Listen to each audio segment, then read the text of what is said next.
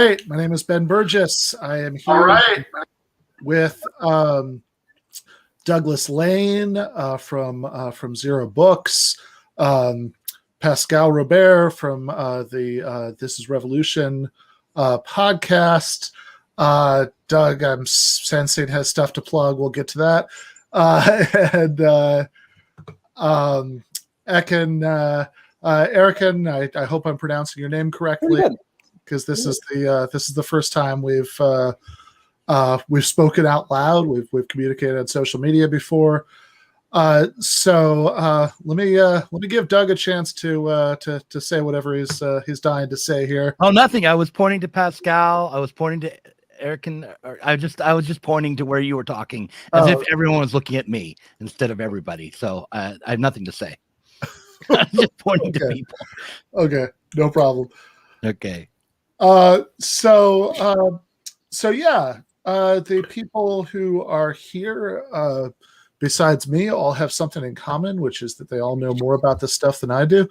So I am going to try to suppress my natural instincts to the best of my ability. No promises, and talk less, than the rest of these nice people. I know that Doug and Pascal have talked about this exact debate before. I know that Doug went back and watched it again in preparation for this, and took a bunch of notes.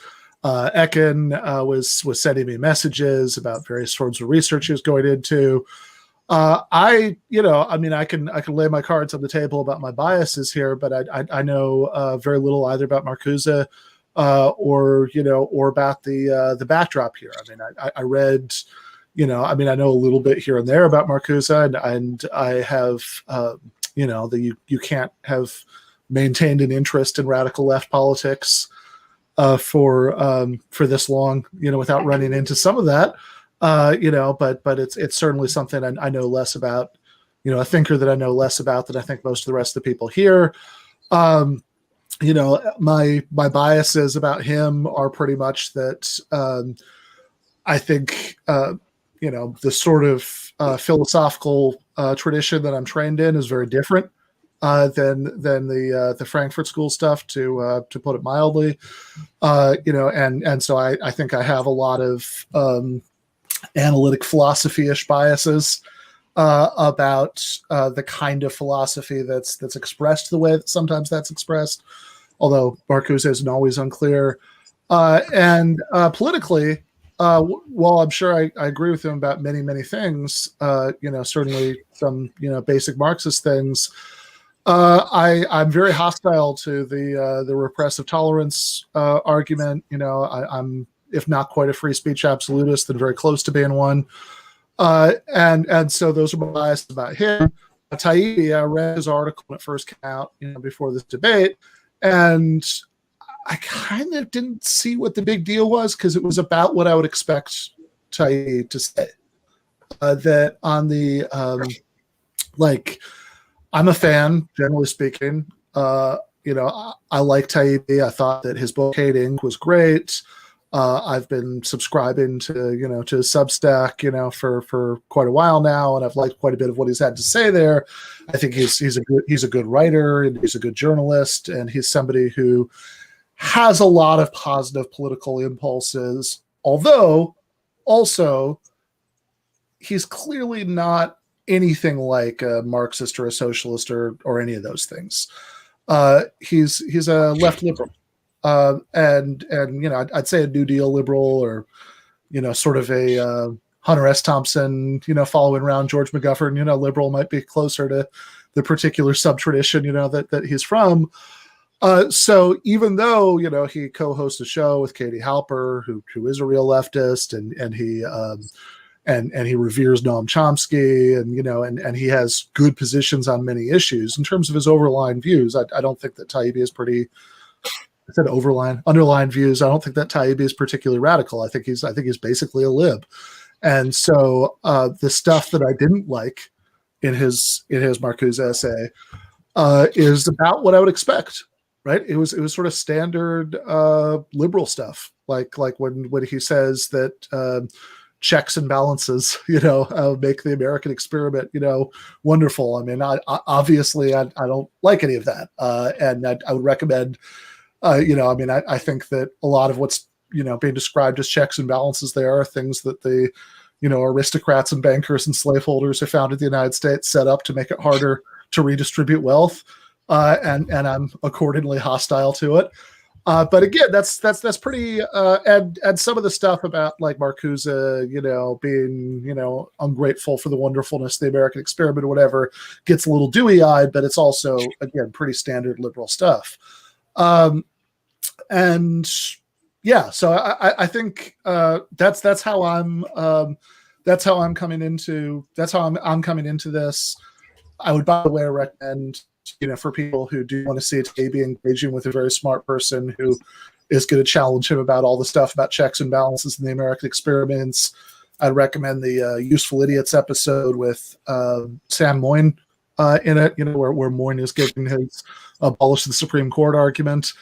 But whatever, disempower the Supreme Court argument. But enough out of me. Those are my biases. I think I'm the only person here who hasn't actually seen the debate yet. This will be, I'm going to be seeing this with fresh eyes. But everybody here who knows more about everything that I just said than I do, you want to start out and well, actually, Ekin, you want to start out because you're the only person in the audience has never seen before. Sure. My name is Ekin Erkan. I'm a doctoral student studying philosophy. I've published a decent bit in both traditions in analytic and continental philosophy. My training is in analytic philosophy predominantly, but I've worked with people like Robert Brandom and John McDowell and others who sort of cross these traditions. What makes this relevant to today's conversation is that while I will not claim to be an Adorno, Horkheimer, Walter Benjamin expert, I have studied with Axel Honneth, who is one of the later members of the Frankfurt School. Habermas and Brandom have given lectures together that I'm familiar with, and I've met Habermas, and so there is sort of because Ben, I share some of the stylistic biases in regards to what authors like Marcuse, who he's much, much more lucid than Adorno, whom I also have a lot of respect for, but is at times unreadable, I think, or close to unreadable. I think that Marcuse is a much more lucid writer, but this is all to say that I think that there are things that people who lean towards epistemology, social epistemology, can garner from Marcuse. A lot of my biases were quelled after I did this bout of research. I mean, first and foremost, Marcuse is often aligned with what is called libertarian communism and libertarian Marxism. So free speech, and this was one of his critiques of Marx, so I'm sure we'll get into this, but I do think that a lot of these Taibbi critiques are misplaced and they draw from very selective, superficial readings. But anyway, that's all I'll say for now. All right. Pascal, you have any thoughts before we, anything you want to add or any thoughts before we get started? No, I mean, I just, I'm glad we actually have people trained in philosophy here to correct us laymen for any kind of ridiculous statements we might make. But for me, coming to this is that someone who, had, I'm not a professional philosopher. I'm trained in law, but I had a basic kind of admiration of the Frankfurt School, particularly in terms of their analysis of popular culture within the context of capitalist society and the arguments of one-dimensional man as well. I found somewhat compelling. The piece that Taibbi found objectionable, I understand the arguments that he finds problematic, particularly about the fact that when dealing with reactionary speech, we should not be as generous as to extend the right to free speech to them. I find that problematic, but to act as if in that essay they aren't particular gems of wisdom, I think is absolutely untrue, particularly the way in which Marcuse in that speech talks about how within capitalism, within the area in which he lives, it creates a kind of false consciousness of consent in terms of what is quote unquote the terms of debate, because all of the framing of reality is within the capitalist construct. So what is considered liberty, freedom, ideology, thought exists within a market-driven society that really doesn't give one a true understanding of the terms about which one is arguing. So I didn't find Marcuse to be the quack that Taibbi kind of made him out to be by any stretch of the imagination. And my larger contention, and I agree with you also, Ben, is that the part where he kind of like makes Marcuse out to be some kind of like yammering, Nazi running away from kind of like, interloper in terms of all that's greater in America. I found that profoundly objectionable and just contemptible, on its face. I found that in some of the essay, Taibbi is basically turning into a Tucker Carlson like figure in terms of the rhetoric he's using. So that was beyond a turnoff to me as well. And I also looked at it in the context of what Taibbi's going through with his kind of existential crisis about cancel culture. So that was something as well that I had a lot to comment on with Doug when we did our episode. So I would point out that Marx was a free speech advocate himself. So Marcuse wouldn't be turning or critiquing Marx by advocating free speech if he did so. And that I would also say that when you're reading Marcuse's essay on tolerance or repressive tolerance, the main takeaway shouldn't be that he's advocating for a policy of repression or the turning away from individual rights. Though that's there, the main point that he's trying to make and trying to explain is that you can have a formally free society, and not just one that's got formal rights, but also, from Marcuse's point of view, one which is producing enough wealth to meet everyone's needs. At that if it hadn't quite achieved that yet, he saw a future where capitalism would be able to adequately distribute everything that was produced and meet everyone's need through a consumer society, not necessarily through a marketplace, not necessarily dictated by the vagaries of the market, but really controlled by a managerial state, which he wasn't against, but which he was against only because of what it was producing. And he was trying to figure out why it was producing conformity, why people were working as hard as ever, why there wasn't more true individuality in the society, and why having a very successful management of the forces of production wasn't creating a step in the direction of socialism. So anyway, that's just what I would say at the outset before we watch this debate. Yeah, fair enough. Okay, well, look, I think that's a pretty good startup. So we'll do this the way that we've done these in the past, which is to say that I think in this case, since it's more informal structure, it might be a harder call, but I'll try to find natural points to stop. But also, if there's something that you kind of any of you sort of can't contain yourself, you really want to comment on, just speak up and I'll pause it and and we'll talk about it. This is Richard RJ Eskow for the 0 Hour with an ad hoc conversation with Matt Taibbi. Matt from his books, from his writing for Rolling Stone, for his podcast with Katie Halper, Useful Idiots, and so much more. So first, and I always appreciate our conversation. So first of all, Matt, thanks for coming on the program again. No, thank you for having me. Hopefully you'll do it again after this. This may be the first conversation. Yeah, it's going to be, well, my brother was saying maybe you should bill it as like kind of a WWF kind of, rowdy Rick Eskow versus Stone Cold Matt Taibbi thing. But we'll see how it goes. We'll see how it goes. I think that I can be Stone Cold though. Yeah, well, I expect, since we're discussing a German philosopher of the mid 20th century, that before this is over, one of us will be hitting the other one with a chair, saying your epistemological interpretation of the Frankfurt School is absolutely wrong. because that's how this stuff goes. Right. Dialectical wrestling. I love it. Dialectical wrestling. Yeah, the journey destiny. But anyway, okay.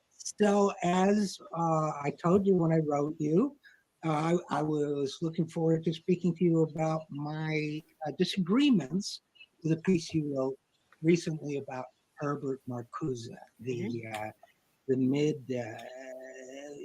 I guess he's a Frankfurt School German philosopher, started out, had to leave Germany to flee Hitler, became a citizen of the United States, largely certainly considered by many to be the intellectual father of the New Left of the 1960s. When I was like a high school student radical in the late 1960s, everybody knew who he was. The ratio of people who had his book to his most famous book, One Dimensional Man, to actually read it was, strongly, not correlated. Right. Could make their way through it. But there was a lot of brilliant, provocative stuff there. You wrote an essay. Well, let's start with this. As I understand, my sense is you asked your readers who you should write about. Have they proposed Marcuse? Yeah, we have kind of a running thing on my site where I ask them which books I should review, and so for instance, they asked me to review an old Christopher Lasch book a month ago, and this time around, the initial choice was people wanted me to review the Ibram Kendi book, but then somebody suggested that it would be better to review Marcuse because it encompasses a lot of thinkers like that who are now suddenly coming into vogue. I had never read him before. I'd read about him, so I thought, why not? And this was the result. So I should admit entirely at the beginning that I did study philosophy in college, and I have not read all the accompanying texts of his or any of his contemporaries or any of those things. I'm looking strictly at just 2 books, and actually a book and an essay collection, and that's really it. And that gets to actually one of the reasons why I asked, Matt, is I feel like I know you a little bit by now. I almost feel you went to this exercise with some preconceptions about him. And I don't universally embrace everything he said or did or thought. The essay I think you primarily focus on, which is repressive tolerance, I have major problems with, but I sort of think that this was you were a little bit of a hanging judge to Marcuse. And let me kind of back that up a couple ways. One is you kind of trash intellectuals as a class going in with an anecdote, right? Which right away, I'm not an intellectual. My ADD got in the way of that kind of. We're all intellectuals a little bit, What? We're all intellectuals. Sure. I mean, we all think about ideas, right? We all debate ideas, but you tell an anecdote, the punchline is they're intellectuals. They can justify anything, which is already kind of like stacking the deck of, now, ladies and gentlemen of the jury, the defendant may be, an honorable stockbroker, but I'll tell you, you know what I mean? There's I like intellectuals. First of all, I think they perform a useful public service. And if I could push back, sure. I agree with you. Intellectuals, like anything else, can be a force for good or not, but they have a peculiar quality of being like the only sort of people who can who can kind of revel in nonsense at length. Oh, I don't think they're the only kind. I think they are a kind. Yeah. But I would not give them the distinction of being the only people who can do that. But I hear you. I get what you're saying. From there, you pivot to QAnon, and your piece is called Marcuse and Non. here, and this gets to one of my several points of disagreement with you. Basically, I think your QAnon analogy, and I think a lot of the rest of your piece bears this out, is that you really consider what you consider to be today's left, the sort of elite intersection of Nancy Pelosi and Kente Cloth with Jamie Dimon of JP Morgan Chase taking the knee, along with a kind of cloud of people that surrounds him, Hannah Jones from the New York Times, remember, as being the intellectual godchildren of Herbert Marcuse. And I don't know where you got that idea.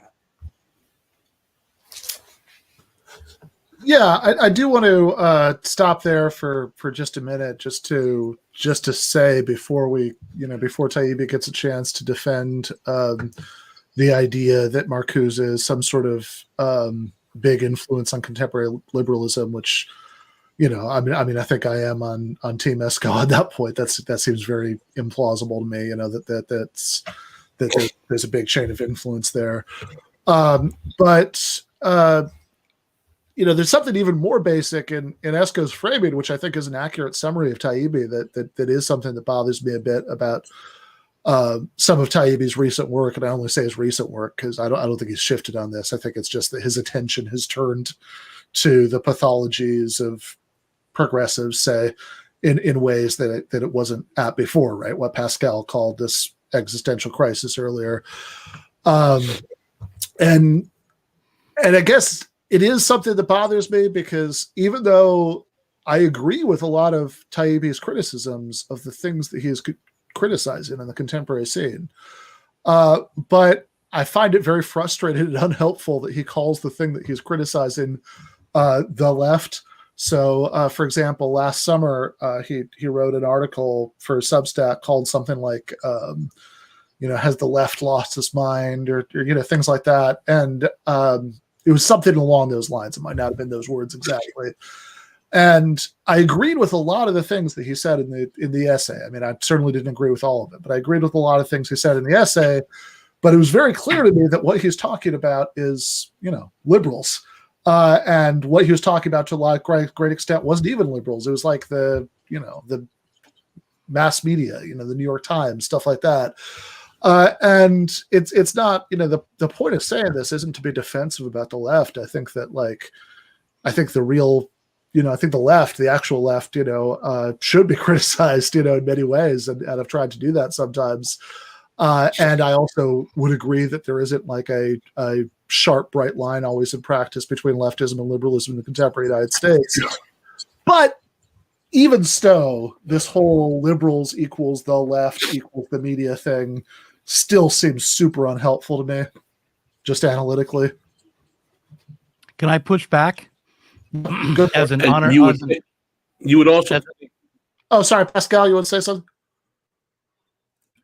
You would think that Taibbi, as much of a member of the liberal chattering class that he is, doing a podcast with Katie Halper would be able to make those distinctions. That he knows that particularly in contemporary society, after the Occupy and Sanders and so on and so forth, that there is a political constellation that exists to the left of the New York Times and Nancy Pelosi type liberals, who I would actually call neoliberals, frankly, to tell the truth. I mean, I don't think we would argue that Taibbi is not aware of that. I think that he just, being that he is a liberal, he just puts them all, that paints a broad brush with everything left of, Fox News without really making the nuances. And I agree with you, Ben, that that's something to be somewhat, dismayed with. Yeah. Well, can I push back on both you guys now? So I feel as though while Taibbi doesn't make a very good argument for his position in the essay, that if you look back at the history of the New Left and the way that Marcuse in particular was picked up by the American New Left, and look at the trajectory of many of the movements in the New Left, you can see that they were liquidated into the Democratic Party. And so a lot of not only the ideas, but some of the people who were major players on the scene in America in the 60s and 70s are now functionaries in the Democratic Party, or influences on the people who came after them. And I think that it's very difficult to distinguish between the rhetoric, some of the rhetoric of today's Democrats, and the rhetoric of some of the new left. So I don't think it's completely wacky to draw a connection between Marcuse and the Democratic Party. And I think it's unfortunate, but historically, When was what happened. When was the new left arguing for private-public partnerships? When was the new left got liquidated into the Democratic Party? Yeah, well, you said that in the 80s, the early 80s, and so I didn't say that particular part. Well, okay, but I mean, I think there's a broader point that Pascal seems to be making here that seems right to me, which is that even if you look, I'm totally willing to entertain the idea that there are certain strands of thought within the new left that like made that assimilation of much of the new left into just regular Democratic Party liberalism possible in the first place. That's not it's not a 180-degree turn in every way, but like clearly what they stood for politically was very, very, very different from what the contemporary Democratic Party stands for. I mean, listen, we've had communists and Marxists for the Democrats going back to the United Front. I mean, this is not a new thing. This is not something that just happened in the last 50 years. To your larger point, Doug, I do agree with you that it is an actual fact that throughout the history of the left in the United States that they oftentimes get subsumed into the Democratic Party. That's without a doubt, there's no question about that. But to act as if that means that there aren't actors within the left who still maintain the kind of, politics of anti-capitalism, anti-imperialism, anti-racism, anti-sexism, and are completely absorbed into, the liberal framing of the Democratic Party, particularly in its latest iteration, the neoliberal framing of the Democratic Party.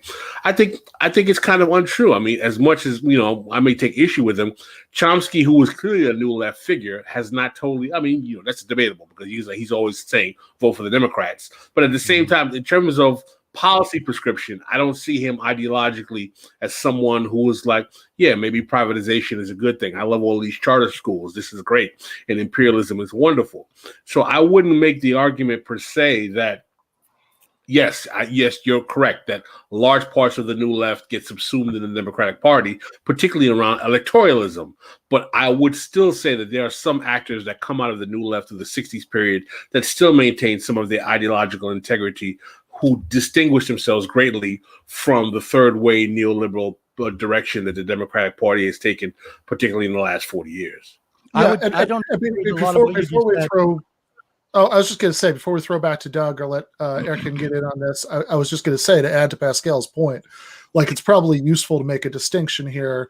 What do we mean by subsumed within the Democratic Party? So one thing that you could mean, there's a sort of very minimalistic thing that you could mean, which is like having a sort of tactical or strategic view that you have to vote for Democrats to keep out the Republicans. So like in that sense, sure, Chomsky has been probably his whole career, more or less subsumed, the Democratic Party, or like Angela Davis, for example, would be subsumed in the Democratic Party. But if what you mean is more has adopted the politics overall of the Democratic Party, then clearly figures like Chomsky and Davis have not done that. And whatever. I mean, like, I think there's a whole argument to be had about electoralism. I think there are certain aspects of Chomsky's position I'm critical of, or, Davis's for that matter. But I also think like sometimes American leftists, have a sort of, blow up that issue to be more than it should be. This is something that people to the left of liberalism have to deal with the same sort of dilemmas in every country. If it's like, French communists, get to go vote for communists in the first round of their elections, but then in the second round, they're faced with the same problems, and most of them make the same call that your Chomskys and Davises make. But anyway, I just wanted to add that to what Pascal was saying. But Doug, by all means. Okay. So I think it's a mistake to think about the left in terms of a list of ideological beliefs or policy positions that they hold, and it's better to think about the left in terms of their political ambitions or struggles historically or in the current moment. So in the 60s, particularly, you had not just the United States, but around the world, these moments of tension and explosion, really, where many people at the time thought that they were on the verge of a social revolution. And for instance, in Paris in May 1968, and so rather than talking about Americans and Marcuse, I'm going to switch over to Daniel Cohn-Bendit, who was a major leader in May 68, and who later joined the Green Party and said of the 68 moment that they had lost politically but succeeded culturally. And I think that if you consider the way that the New Left lost its project, didn't succeed in their own ambitions, but got subsumed by the liberal establishment overall, then it becomes easier to then kind of trace, well, where did Marcuse go? I think it would be, I haven't really done that work, but I think you could see the trajectory of some of Marcuse's thought. One of the interesting things is that Marcuse, if you really want to look at him particularly, he's not an influence on the figures within the Democratic Party that that Taibbi points to. They don't talk about him, but and the people who do talk about him that I know of are critics of the Democratic Party from a social democratic position, but still within the party. Yeah. So the one thing I would, one thing I would point out here is the person you just mentioned, Daniel Cohn-Bendit. Yeah. I don't know. Okay. All right. I read it. I don't say it, right? But I trust your pronunciation over mine. But I read that guy's book, the one that he wrote, after 68, the left-wing communism book. And I mean, look, I'm pretty sure that that 1968 Daniel Cohn-Bendit would have like beaten 1980s Green Party Daniel Cohn-Bendit over the head with an unlit Molotov cocktail for saying what you just said. I mean, his position in the late 60s was really that he was a left com, right? I mean, he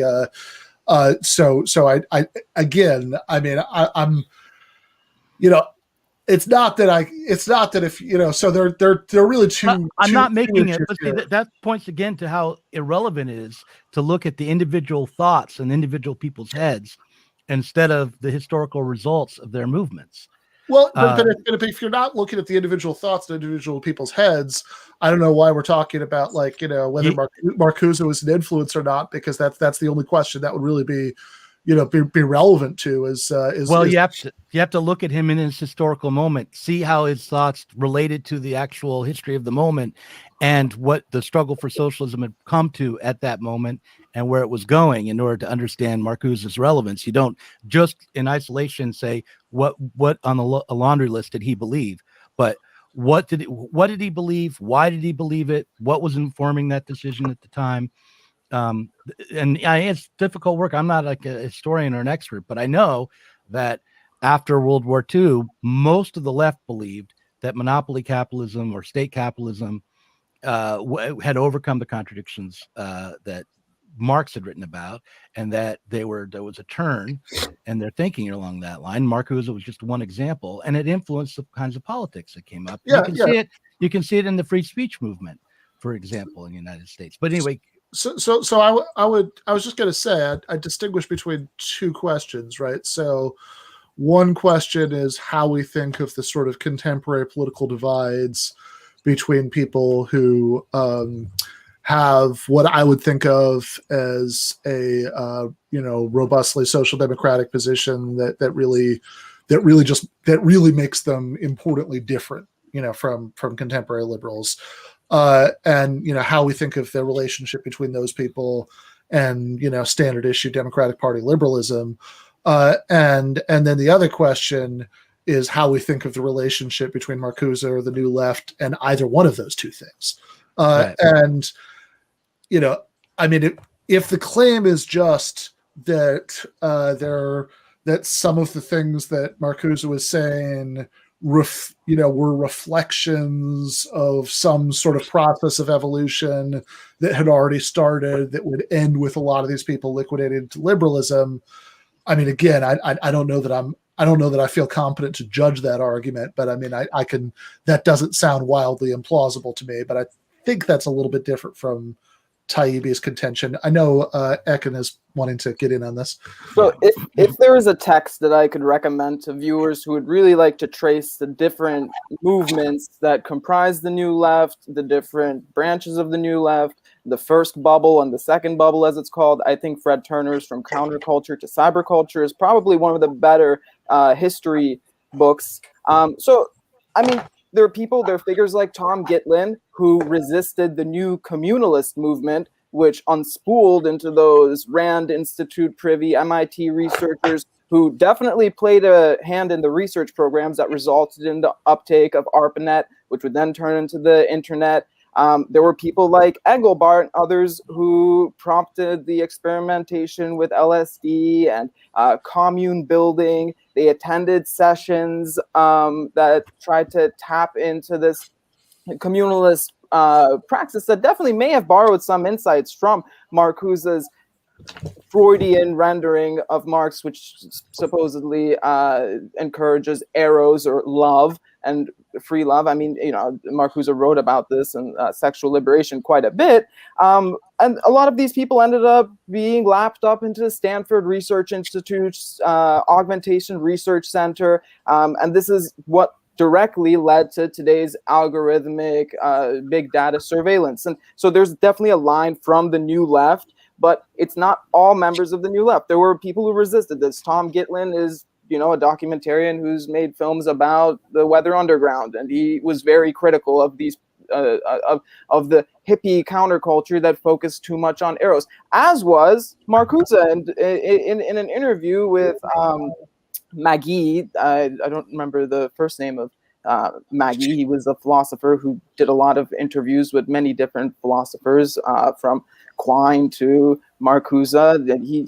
It was a prolific TV show, and I was watching one of these interviews between him and Marcuse last night, and he says, what are some of your critiques of the New Left movement? And he says there's too much of a focus on this, he called it anti-intellectualism, and this is something that Taibbi will come to critique, but the anti-intellectualism that he saw was not one where he thought there should be philosopher gods ruling over working people, but he thought working people should be those who were he uses the term educated, whatever. I mean, it may be a classist term or whatever, but nonetheless, I mean, Taibbi saw some of these trends, and he would certainly have, Marcuse saw some of these trends, and he would certainly have been critical of those branches that then resulted in surveillance culture and such. But it's just to say that these things should be differentiated. There's many different movements within the New Left, competing movements, competing bubbles, and Fred Turner's book is excellent for that.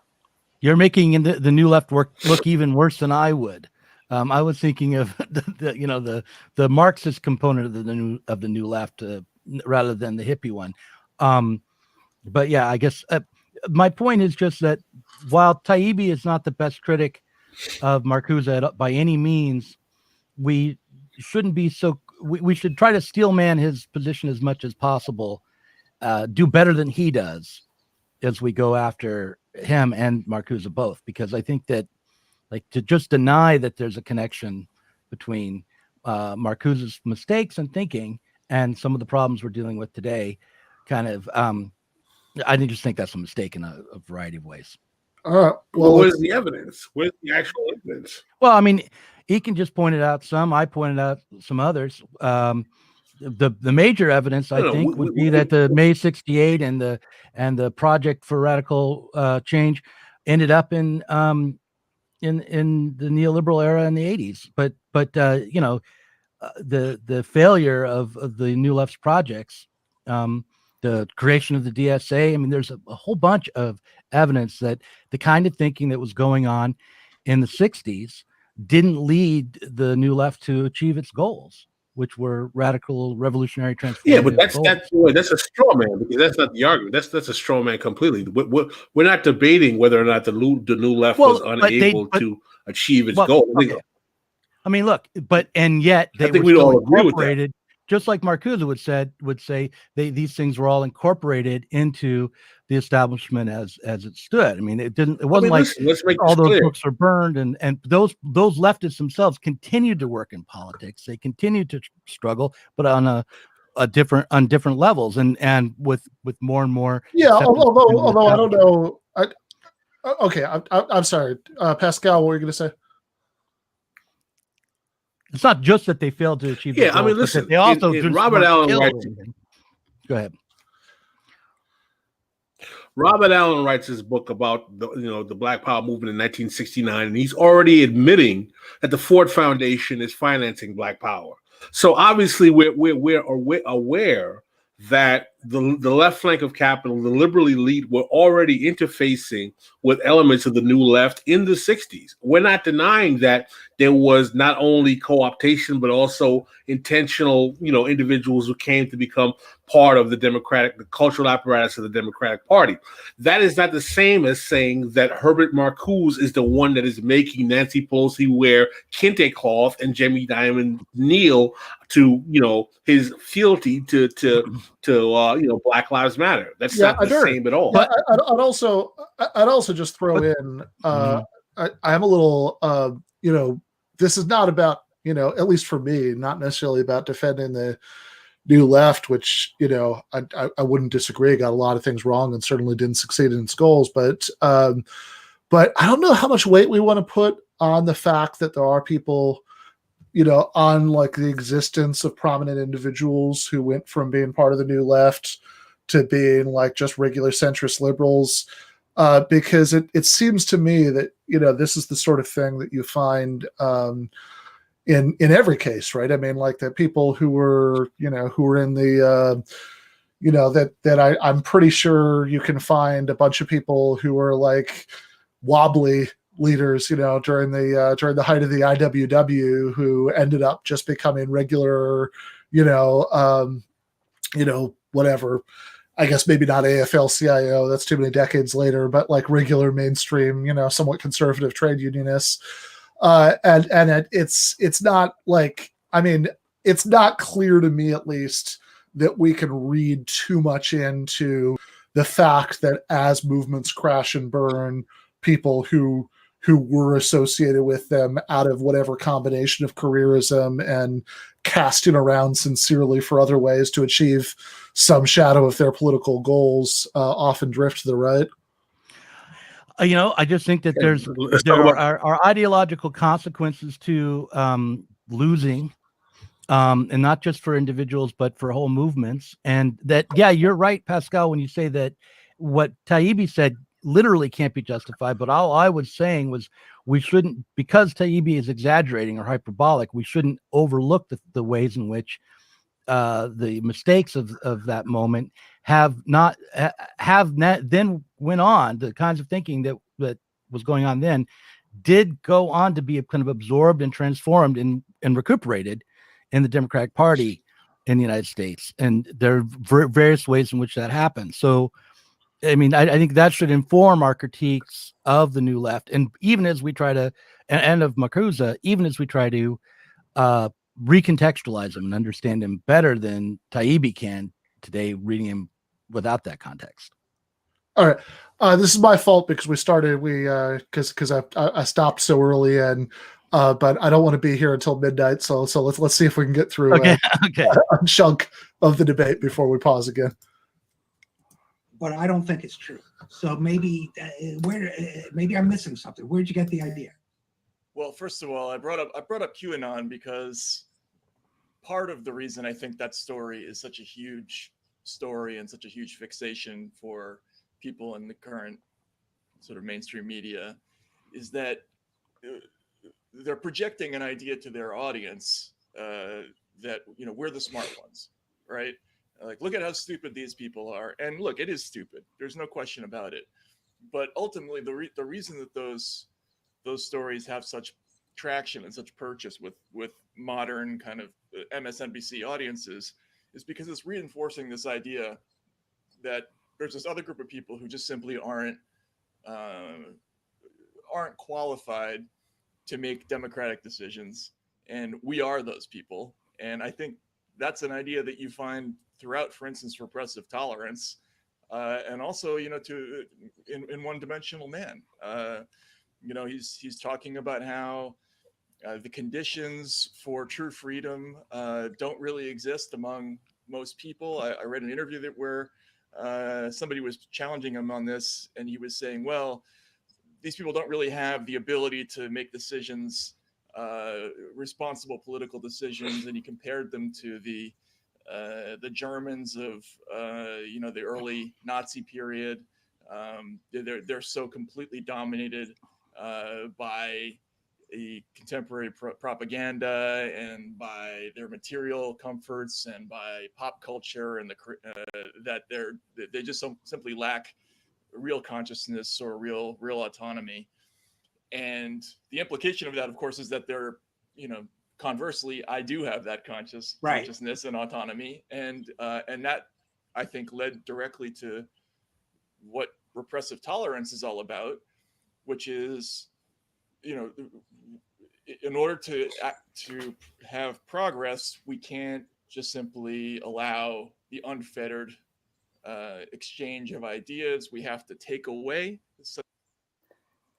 This is wrong. This is incorrect. So I read through repressive tolerance because I watched this and I thought, oh my God, this is a terrible idea. If there's somebody who truly believes this, they're not only betraying any type of intellectual thought, they're betraying what the Frankfurt School was trying to do with the type of critique that other people, Althusser and many others, who saw ideology critique and as something that was never neutral. So it's not that Nazi Germany is likened to the America of the 60s. It's that propaganda, media, and ideology to court is never something that's value neutral. It's always, in some sense, an active matter. It's just who it services. So Marcuse's idea can be boiled down to one which wishes to prod this type of service, who the ideology services, to those who are at the time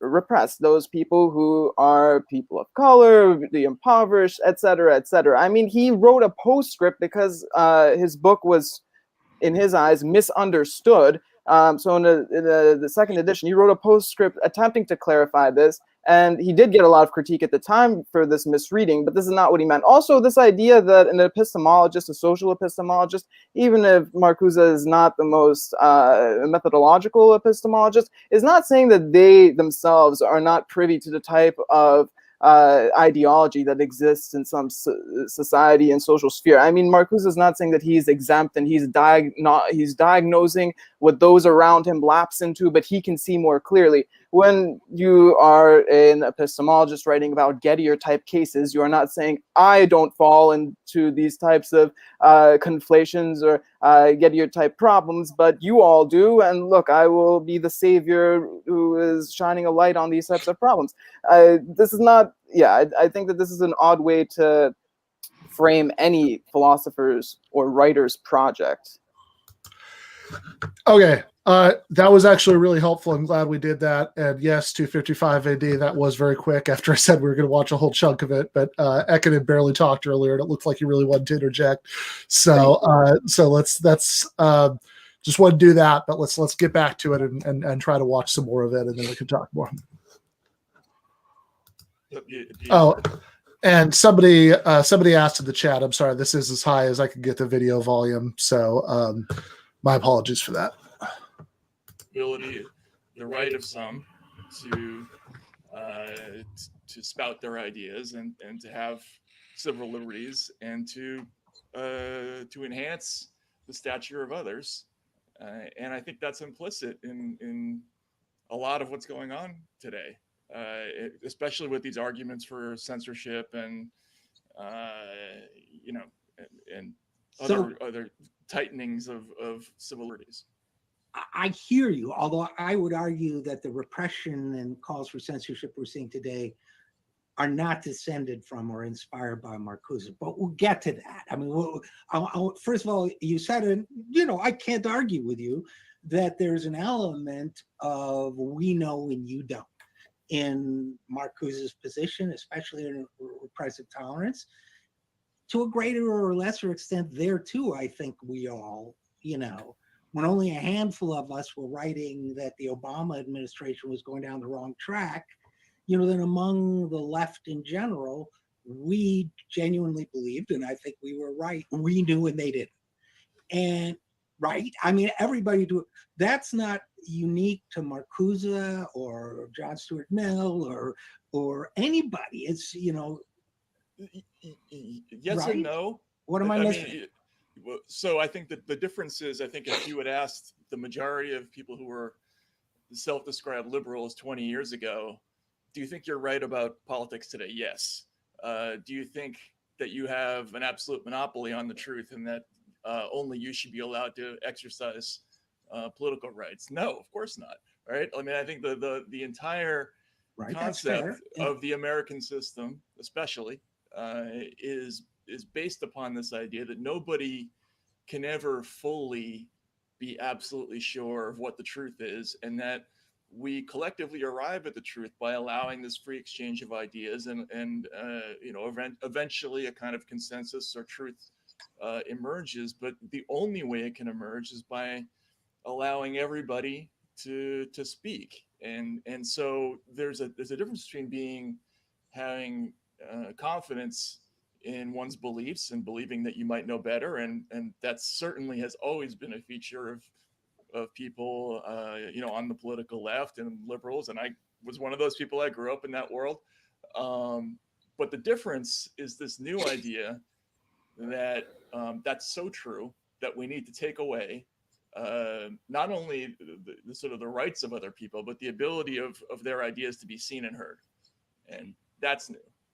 Right. And I would say, again, first of all, I don't agree with Marcuse about that element of what he wrote. But in fairness to him, number one, I wouldn't just dismiss him as a quack. I think he had a lot of brilliant and interesting ideas and really changed a lot of people's way of looking at the world in a very constructive way. I think on this so I don't think it's fair to dismiss him as a quack. Secondly, as far as the idea of repressive tolerance, I don't like it either. Let me just be upfront about that. I don't think it's right. But his analysis was not only, in my view, new and important and accurate, that we were having a sort of kayfabe version of democratic open debate based on a deceptive view of the world, and that views that challenge that were never entered into the debate. So he was kind of basically saying you have to give some sort of special way to force those views into the debate. And the only way he could imagine, I think he was wrong, was by limiting the prevailing viewpoint. But I think both you and I at various times have, at one point he even uses the word bipartisan. And I think at one point, certainly today, both you and I agree that the bipartisan debates that occur, for example, in mainstream media or the political world, are very prescribed in what they have to say. So I think in the 60s, when he first pointed that out, it was not only, important to point out, but however wrong his prescription, his diagnosis, even today, still has some weight. I hear that, and a lot of people pointed out that he, in One Dimensional Man, he's saying a lot of the same things that for instance, I've written about, and criticism of media, that there's especially in things like the way we cover presidential elections, there's a phoniness to it. There's an implication of democratic choice that people believe is far more expansive than it is in reality. In reality, the choices are extremely limited, and you're really not given a whole lot of choice. And of the choices you get, you're very unlikely to see real progress made in issues of real importance. However, there's a huge difference between that and saying freedom doesn't exist at all. We live under totalitarianism. He uses that word. Right. Democratic totalitarianism. The conditions do not exist for autonomy, and look, he's being hyperbolic, I think. Right. But the problem is that hyperbole has been interpreted by a whole generation of subsequent thinkers, and it's just simply not true. I mean, to not recognize, as I was reading him, I was thinking about people like, Mikhail Bulgakov, right? Who's in 1937, he's sitting in his apartment and he's writing Master and Margarita, and there are murders raging all around him, and he's waiting for the knock on the door that could happen at any moment. That's actual totalitarianism, where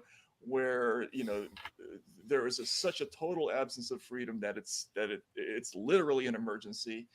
And I think Marcuse downplays the value of just being able to say and think what you want, without legal recourse. I mean, he writes a book. He made a fortune writing a book that basically called for the overthrow of the state. And how totalitarian can that system be? And well, okay, there's a counter argument to that, Matt Taibbi, which is it's smart enough to absorb a Marcuse so that he's not a threat. That Marcuse's name calling that this system is totalitarian becomes another form of entertainment. You can buy, it's 1967, you can buy the latest Frank Zappa album and rebel that way, or you can buy One Dimensional Man. Either way, the system has absorbed its dissidents into its self-preservation, which, by the way, I would argue has happened. Now, I partially agree with you. Okay, I partially agree with you. Although I do find it interesting that Marcuse, who is a fugitive from fascism, felt that way at the time. And I think part of his urgency was probably, nuclear war and all that, which really people felt could happen at any time. But he drew that conclusion, which I find intriguing. I don't draw that conclusion, but I think where I struggle is in his application of it, which was anti-colonialist, anti-capitalist, anti-war, to the modern day forms of censorship and censoriousness that you link him to, which I don't see a through line there at all. I mean, maybe Robin DiAngelo cites him somewhere. Maybe Ibram X, Fendi does.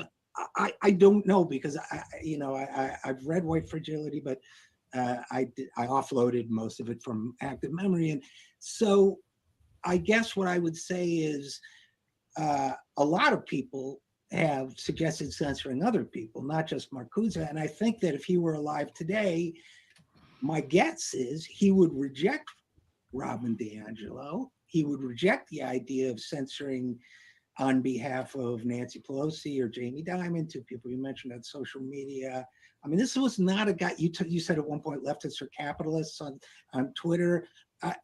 Well, he was not. Say what you want about him. He wasn't a capitalist. Sure, but yes, but his ideas have been appropriated. I think, ironically, the way that capitalism absorbed Marcuse was to take all of the ideas that serve its purposes, that are anti-democratic, that are derogatory in their descriptions of the working class, and argue in favor of censorship and the deprivation of rights. All of those ideas have somehow survived. What's gone is the idea that this has to be tied to a complete overthrow of capitalism, and so we've got this sort of bastardized version, excerpted version of repressive tolerance, whose idea and those ideas are everywhere these days. This notion that. All right. Before he gets to how he thinks the ideas are everywhere these days, it's probably as good a time as any to pause and talk. I know, Pascal, you had some stuff you wanted to say about what you think is the missing historical context here. No, I mean, it's interesting that, it's actually kind of almost ridiculous. That Taibbi is like, he's making it sound like this is a totalitarian country. I mean, Marcuse is writing this in 1965. This is the year after Barry Goldwater, who, some people would equate as the fascist of the day. He wins the Republican nomination. This is a man who was against civil rights, who was against labor unions, who was against a variety of things. You have literally, the civil rights movement, and, black and white people can't even drink at the same water fountain. Totalitarian for whom? Who is America not a totalitarian state for? To me, it just demonstrates the complete tone deafness that I feel that Taibbi is exhibiting in terms of this critique of Marcuse and not putting him in terms of the proper context and time of when this is going on, when there was definitely a sense of crisis in the country, and everything seemed like it was, ripe for upheaval, and he's making it seem like Marcuse is like, he makes it seem like America is totalitarianism. Well, for about 12% of the population at that time, America was pretty much a totalitarian state. Yeah. Ekin, do you want to add anything before we throw it down? Yeah, so I mentioned this again, it bears repeating. Repressive tolerance was something Marcuse diagnosed as always already ongoing. He was not making a normative claim as to how society should be.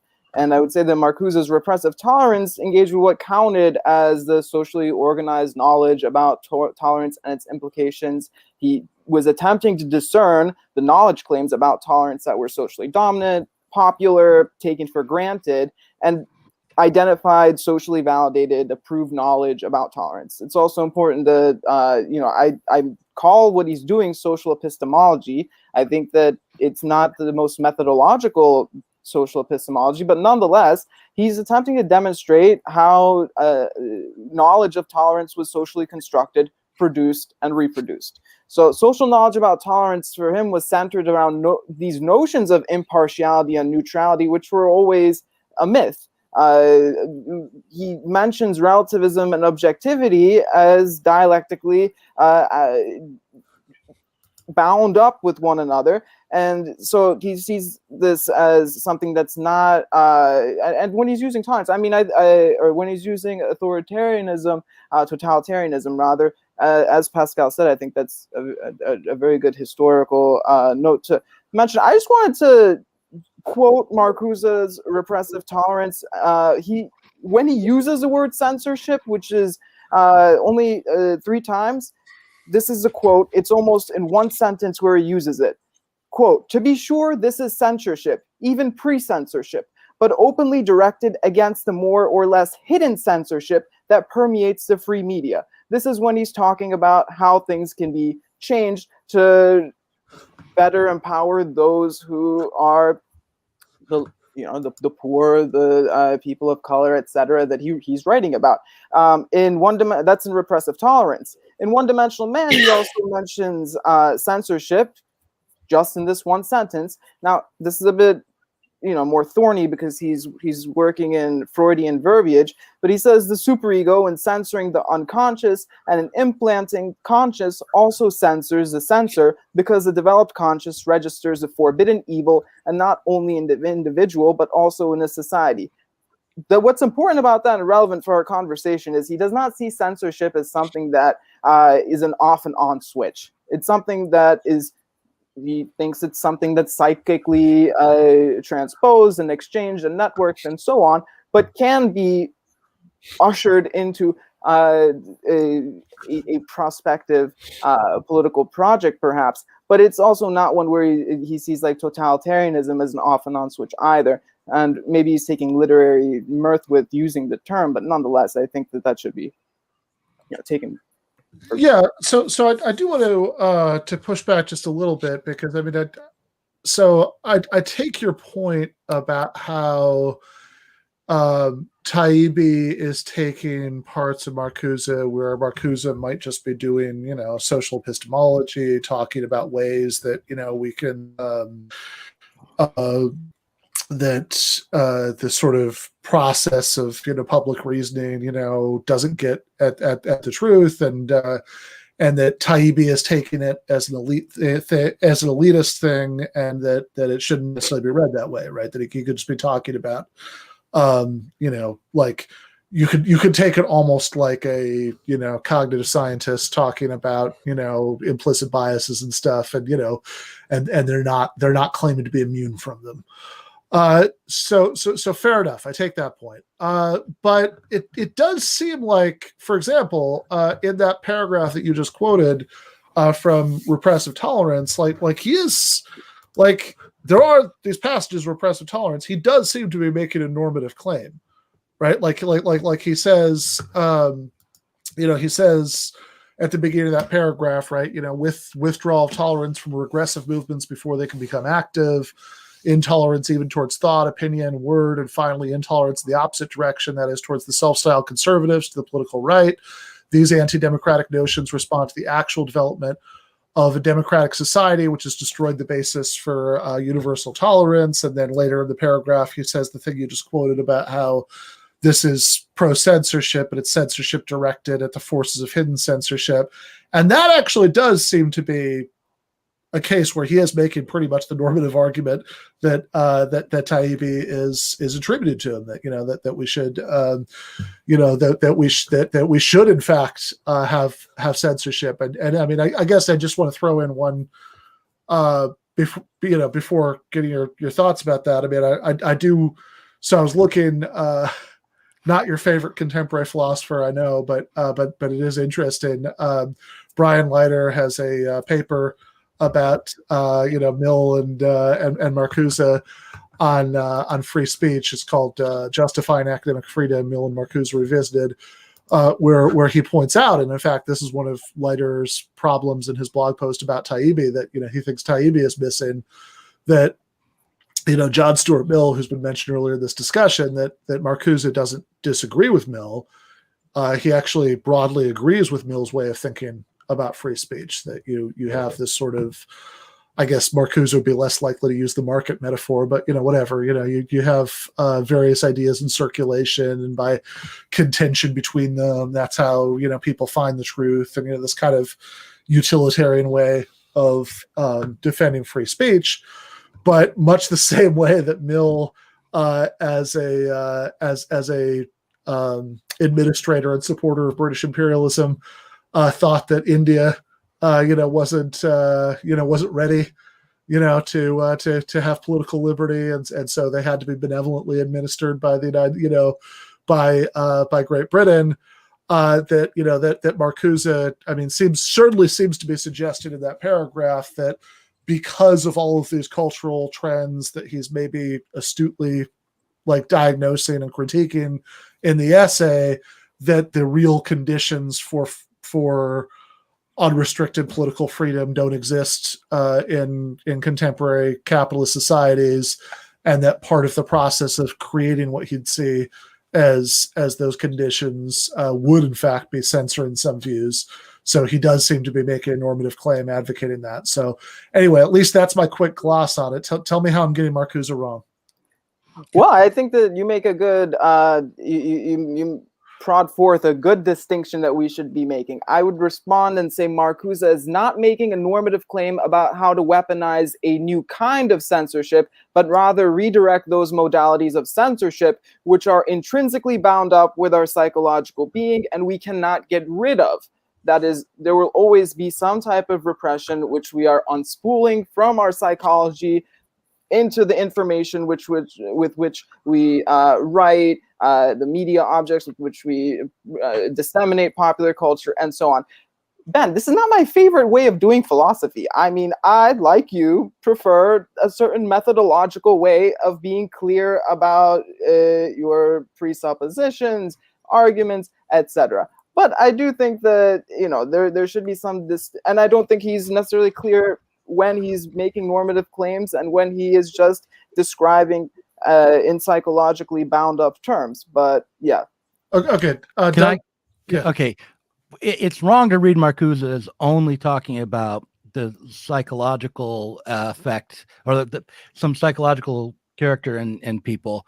He's describing in One Dimensional Man the effect of contemporary capitalism, where it's functioning well through the welfare state, on the working class, and the psychology that emerges amongst American workers and people in the masses primarily. And he's doing it as best as he can, not only in psychological terms, but also in material terms, and social terms. But the real thing to understand about Marcuse, I think, is that, he was 21 in 1919 in Germany.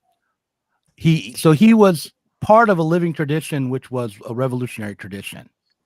And he had expected that, the expectation broadly is that when the forces of production reached a certain point, there would be a revolution, that the capitalism itself would drive the working class to create socialism. And it didn't happen. And the 1919 was not a success, and fascism arose. And so all of this is what he's trying to understand. He's trying to understand it from the perspective of someone who had expected a revolution, expected the working class to act in a certain way, and it didn't happen.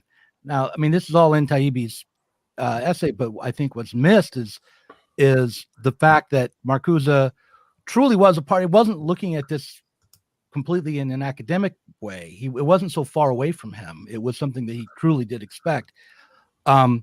So I point that out. The other thing is that when he was talking about repressing speech on campuses, let's say, because he did kind of mention that, he was talking in the context of a student movement that was coming up and trying to change the university on a fundamental level, and that itself seemed to have some radical ambitions, revolutionary ambitions, even socialist ambitions. The free speech movement had happened a year before his book was published. And in 3 more years, you would have students at the Nanterre and the Sorbonne in Paris kick their professors out or try to stop and change the curriculum.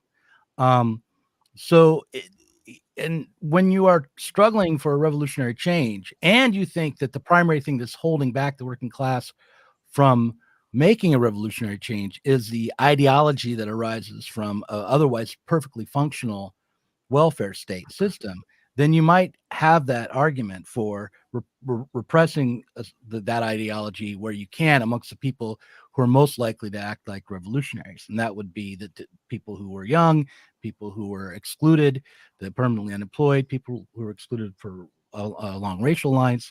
That was what he was looking for, was where was the revolution going to come from eventually. He also just thought that that the students at the time were too impatient, they weren't thinking things through, and that the revolutionary conditions were a lot further away than they had hoped.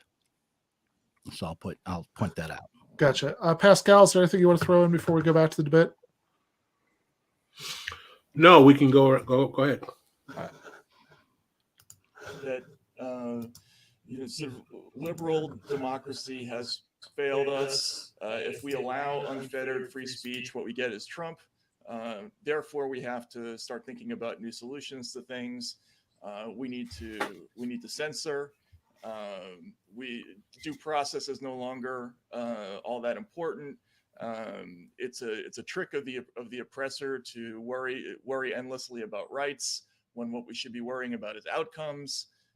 These are things you hear all day long on social media. They are. And you and I have talked before, I probably feel as strongly, well, maybe not as strongly as you, because you're super dry, but very close to as strongly as you do about this. I really abhor that tendency. Mm-hmm. I think it's antithetical to a lot of values I hold, and a lot of values that I always associate with the left, or used to. But having said that, I still don't get where you blame Marcuse for that. I mean, there are a lot of people out there saying, attacking the notion of free speech. He explicitly did it in the name of greater democracy, not, restoring individual wounds to, certain populations. Well, yeah, but I would argue that that's just semantics on his part. Yeah, because what he says is, yes, he wants to establish the pacification of existence, and in order to get there, however, we need to deny rights to certain people. There's just no other way to do that, to reach that stage. I mean, this is a passage that I thought was amazing. You know, the formula would include the withdrawal of toleration of speech and assembly from groups and movements which promote aggressive policies, armament, chauvinism, discrimination on the grounds of race and religion, or which oppose the extension of public services, social security, Medicare, medical care, etc. Moreover, the restoration of freedom of thought may necessitate new and rigid restrictions on teachings and practices in the educational institutions, which, by their very methods and concepts, serve to enclose the mind within the established universe of discourse and behavior. So he's saying that in order to get to this paradise of democratic freedom, we have to deny rights to a whole range of people, and he lists some of the reasons that they may be denied their rights. And then he says, once we get there, we're going to have to impose new and rigid restrictions, on education, and that's only a beginning of the things that he talks about.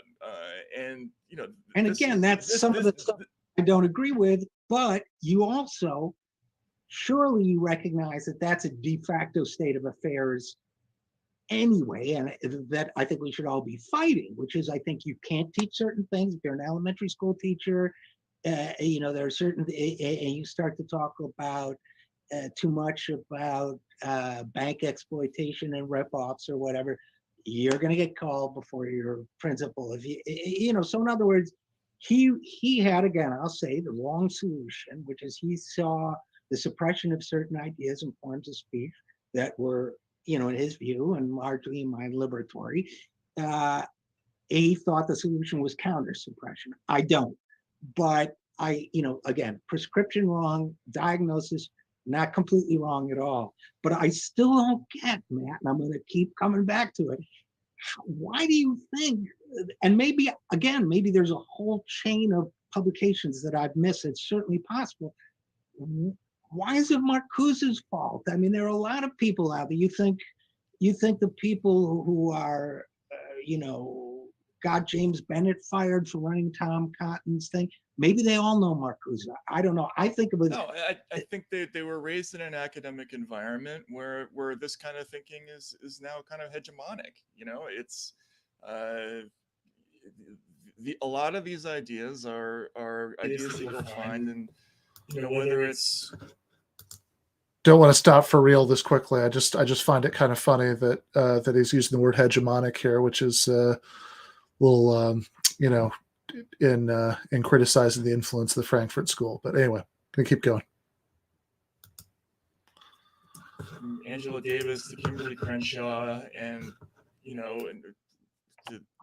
all the people who are cited by the likes of Robin DiAngelo and Kendi and all that. There's another aspect to this, which is his political formula for his conception of what the revolution is going to look like.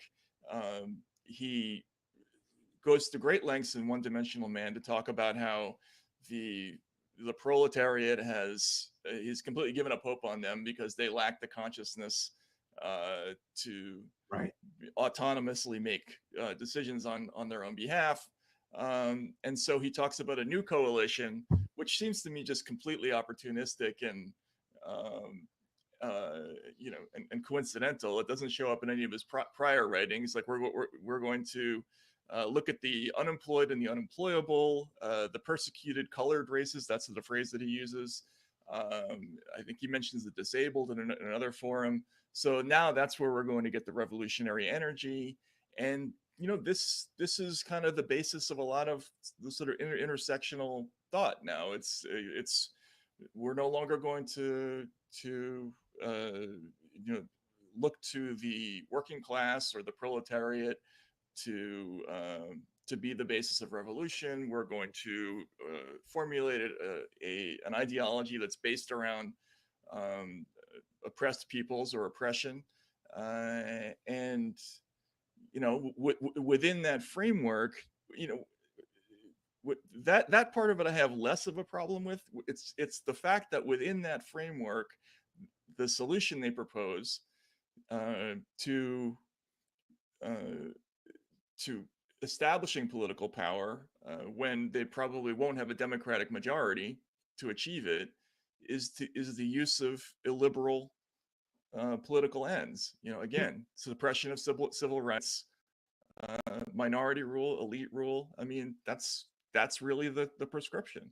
Again, I disagree with the prescription that he gave, and I will say this: I think a development, and this will be controversial of me to say it, but I'm going to say it anyway, not to you necessarily, but I think what Marcuse did not anticipate was that this system, for a lack of a phrase, and it's a corny phrase because it implies more coherence and conspiracy than really having the kind of, a bunch of stuff that perpetuates itself is a better term, to me. But what he didn't anticipate, in my view, is the extent to which in the last 50 years or so, instead of continuing to suppress certain groups, powerful forces in this country have shrewdly chosen to elevate individuals from among those groups and make them the enforcers, so that if anyone dares challenge what they're saying on behalf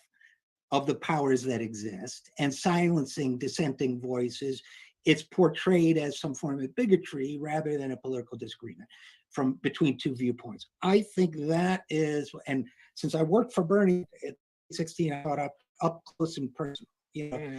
We heard a lot of talk about breaking the glass ceiling. It was a great thing to do. We heard no talk about what was going to be best for everybody in the basement, who was, So I think that's the piece that Marcuse, when he talked about various individual groups, didn't see coming.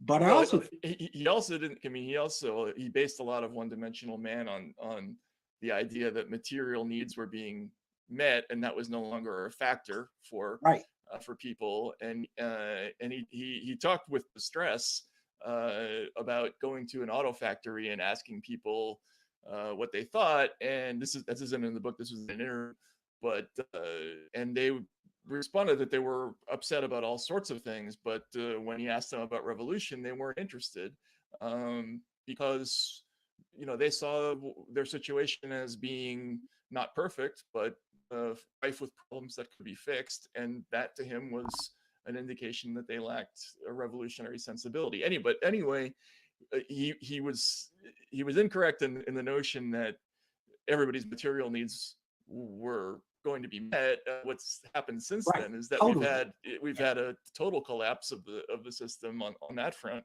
Not total, but it was a significant one. And so his whole notion of sort of working people as needing to be excluded from the formula for political success, again, I think that runs counter to the Sanders theory of And I agree with you, by the way. I think that's his worst moment, because even then, things have gotten worse for many people in the working class since then. But even then, it wasn't true that everybody had their needs. By a long shot, there were, tens of millions, but poverty was a major problem. So that may be the most insulated and privileged thing, mistake Marcuse ever made. Including among the quote persecuted colored races that he mentions. But to be fair, not fair isn't the right word, but you called it an afterthought that he included the persecuted colored races, but elsewhere you say it's sort of integral to his thoughts. So I would argue, okay. Right. But yes, no, I hear what you're saying, but then here's something else. All right. So we I saw this in chat, Pascal, from your co-host Jason. So if you did indeed want to jump in right now, go for it.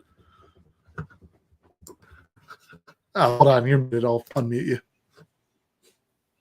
It's amazing to me that Matt Taibbi is arguing that Angela Davis and Kimberly Crenshaw are so hegemonic that they're changing the whole trajectory of Western civilization because of intersectionality. It's really some Tucker Carlson get off my lawn type shit here. I mean, it's kind of listen, maybe you guys think about it. He's really He's basically signaling like, the brown people are complaining. Stop it. You're getting on my nerves. Like, I mean, his whole monologue there is talking about how, yes, and this intersectional analysis, and Angela Davis and Kimberly Crenshaw have become hegemonic, and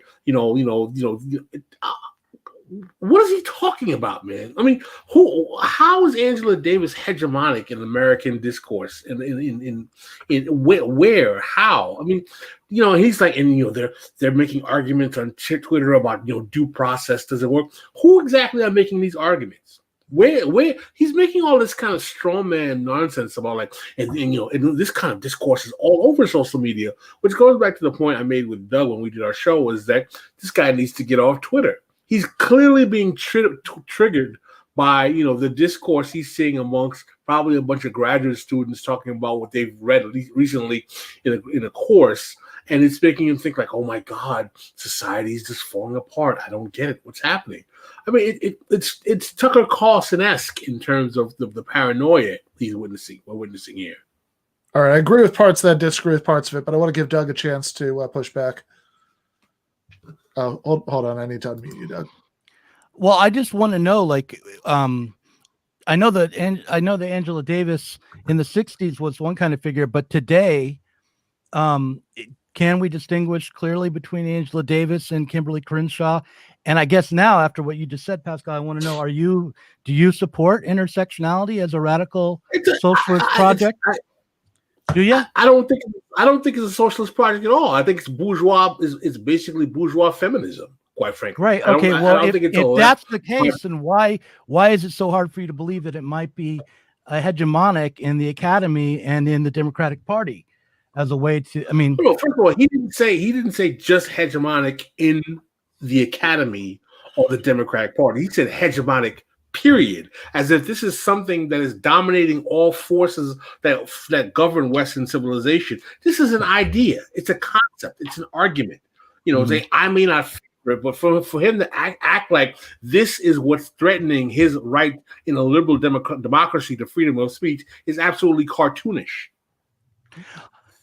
Okay, well, I just think that if we're gonna say that he's being cartoonish and further that like he's trying to tell black people to shut up when he critiques intersectionality, we should at the very least support intersectionality ourselves. Okay. My problem isn't. Listen, my problem isn't with his desire to critique intersectionality. I wish he would have gone into a critique of intersectionality. My problem is that he basically is reacting without any kind of critical engagement to ideas simply in the same reactionary way the right wing does, because he thinks that they're threatening his ability to say whatever he wants. Well, yeah, that's I think he thinks that I think he's thinking that they're threatening not his ability to say whatever he wants, but like the idea that the state won't interfere with, that the state is going to be held back from censoring overall. I mean, I think that he, like, for instance, he's recently talked about how he's concerned about the getting rid of Fox News and how much he hates that, being concerned about that because he hates Fox News. But there's a push to kick Fox News off of the cable networks, which he thinks is, I mean, that's, and that's just one example of the way. I share some of Taibbi's concerns about censorship, but that's not going to happen, is it? I mean, that I would be pretty shocked if there was. I don't know. I probably not. But I don't know. Okay. I mean, I think. Look, maybe I'll be proven wrong here, but But if it did, would we support it? I wouldn't, but they have I was just saying that sounds pretty far outside of the realm of things that might happen to me. Yeah, I agree, because they're I think that's pretty far outside the realm of what might happen. Ekin, go for it. My larger problem with Taibbi's whole posture here is that he actually believes that these ideas that are coming from black women of color, are being supported by the liberal establishment on the actual bona fides of the idea. He's not even going into the intellectual rigor to understand that these people are being used to have concepts about quote unquote ideological inclusion based on race or gender by the liberal establishment for very cynical purposes. One is to delegitimize the whole rise of Trump, and two is to neutralize any kind of social democratic policy coming out of the Sanders wing of the Democratic Party, out of the fact that they're going to be supporting grievance politics instead. And the fact that he's not willing to simply say that instead of saying that the ideas themselves are threat to everything I think for, this demonstrates the limitation and the paranoia he demonstrates in this whole discourse. Do you think the New York Times is talking about intersectionality because it cares about middle class or working class Black women? Come on, man. No, but neither does Taibbi. Taibbi wouldn't say that the New York Times is standing up for the only person that seems to be implying that, the New York Times is or that Kimberly Crenshaw is standing up for working class Black women is you, because Taibbi certainly doesn't say. I wouldn't say Taibbi thinks that. I'm not making that. I told you that her position is a bourgeois discourse, in my opinion, and she's trying to frame it as if she's talking about working class Black women. My position is simply that Taibbi is acting rather paranoid about people sharing ideas that he basically thinks will going to silence him. And that's basically what this is all about. Instead of confronting what he finds problematic about the ideas on their face. If you don't like intersectionality, tell us why you don't. If he believes that Angela Davis is now hegemonic, I'd like him to elaborate. How is Angela Davis hegemonic in any way? Yeah, what did he say about Angela Davis earlier? Because I remember her name coming up. Kimberly Crenshaw and Angela Davis, people who Robin DiAngelo quotes. So his understanding of Kimberly Crenshaw and Angela Davis comes from having read White Fragility by Robin DiAngelo. I got you. Yeah, because that's hegemonic in HR and a big bestseller. Okay, so white fragility is hegemonic in universities and HR departments, which is kind of true. Therefore, he's making a bad inference to thinking that anybody who's quoted in White Fragility, even right. I mean, that's crap. But on the other hand, that doesn't mean that when he says that it's hegemonic, the reason he's saying that is because he doesn't want Black women to be quoted in books or something like that. That's not a fair inference either. So I'm not making that argument at all. I'm just saying. Well, what is this when you're saying he's telling Black people to get off his lawn? I don't get that. If you're not saying that, if you're not saying the reason he got upset was because they were Black. When you listen to the whole context of his argument, what he's saying is when he goes into this whole long, discourse about how, the intersectionality and Angela Davis is hegemonic and Kimberly, it's ridiculous.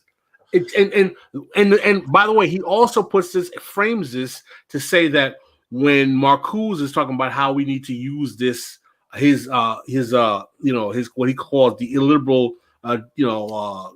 censoring of speech to give voices to the downtrodden, the poor, the unemployed, the people of color, so on and so forth. So if you think I'm wrong for saying that he seems almost immediately triggered by that notion, it's kind of ridiculous to me. It sounds profoundly Tucker Carlson-esque. So I would say, I don't know, maybe I'm still just sort of plodding through this thing about Angela Davis, but Kimberly Crenshaw is out of those three people the one I know the least about. I think the first time I heard her name was in a video that Doug Lain did for Zero Books, which is a story for another time. But Angela Davis, I mean, look, I don't agree with her about everything, but she's clearly, certainly in the larger society that we live in. Angela Davis is a prison abolitionist, right? That's clearly not a position that's that's in any danger of becoming dominant. Hegemonic.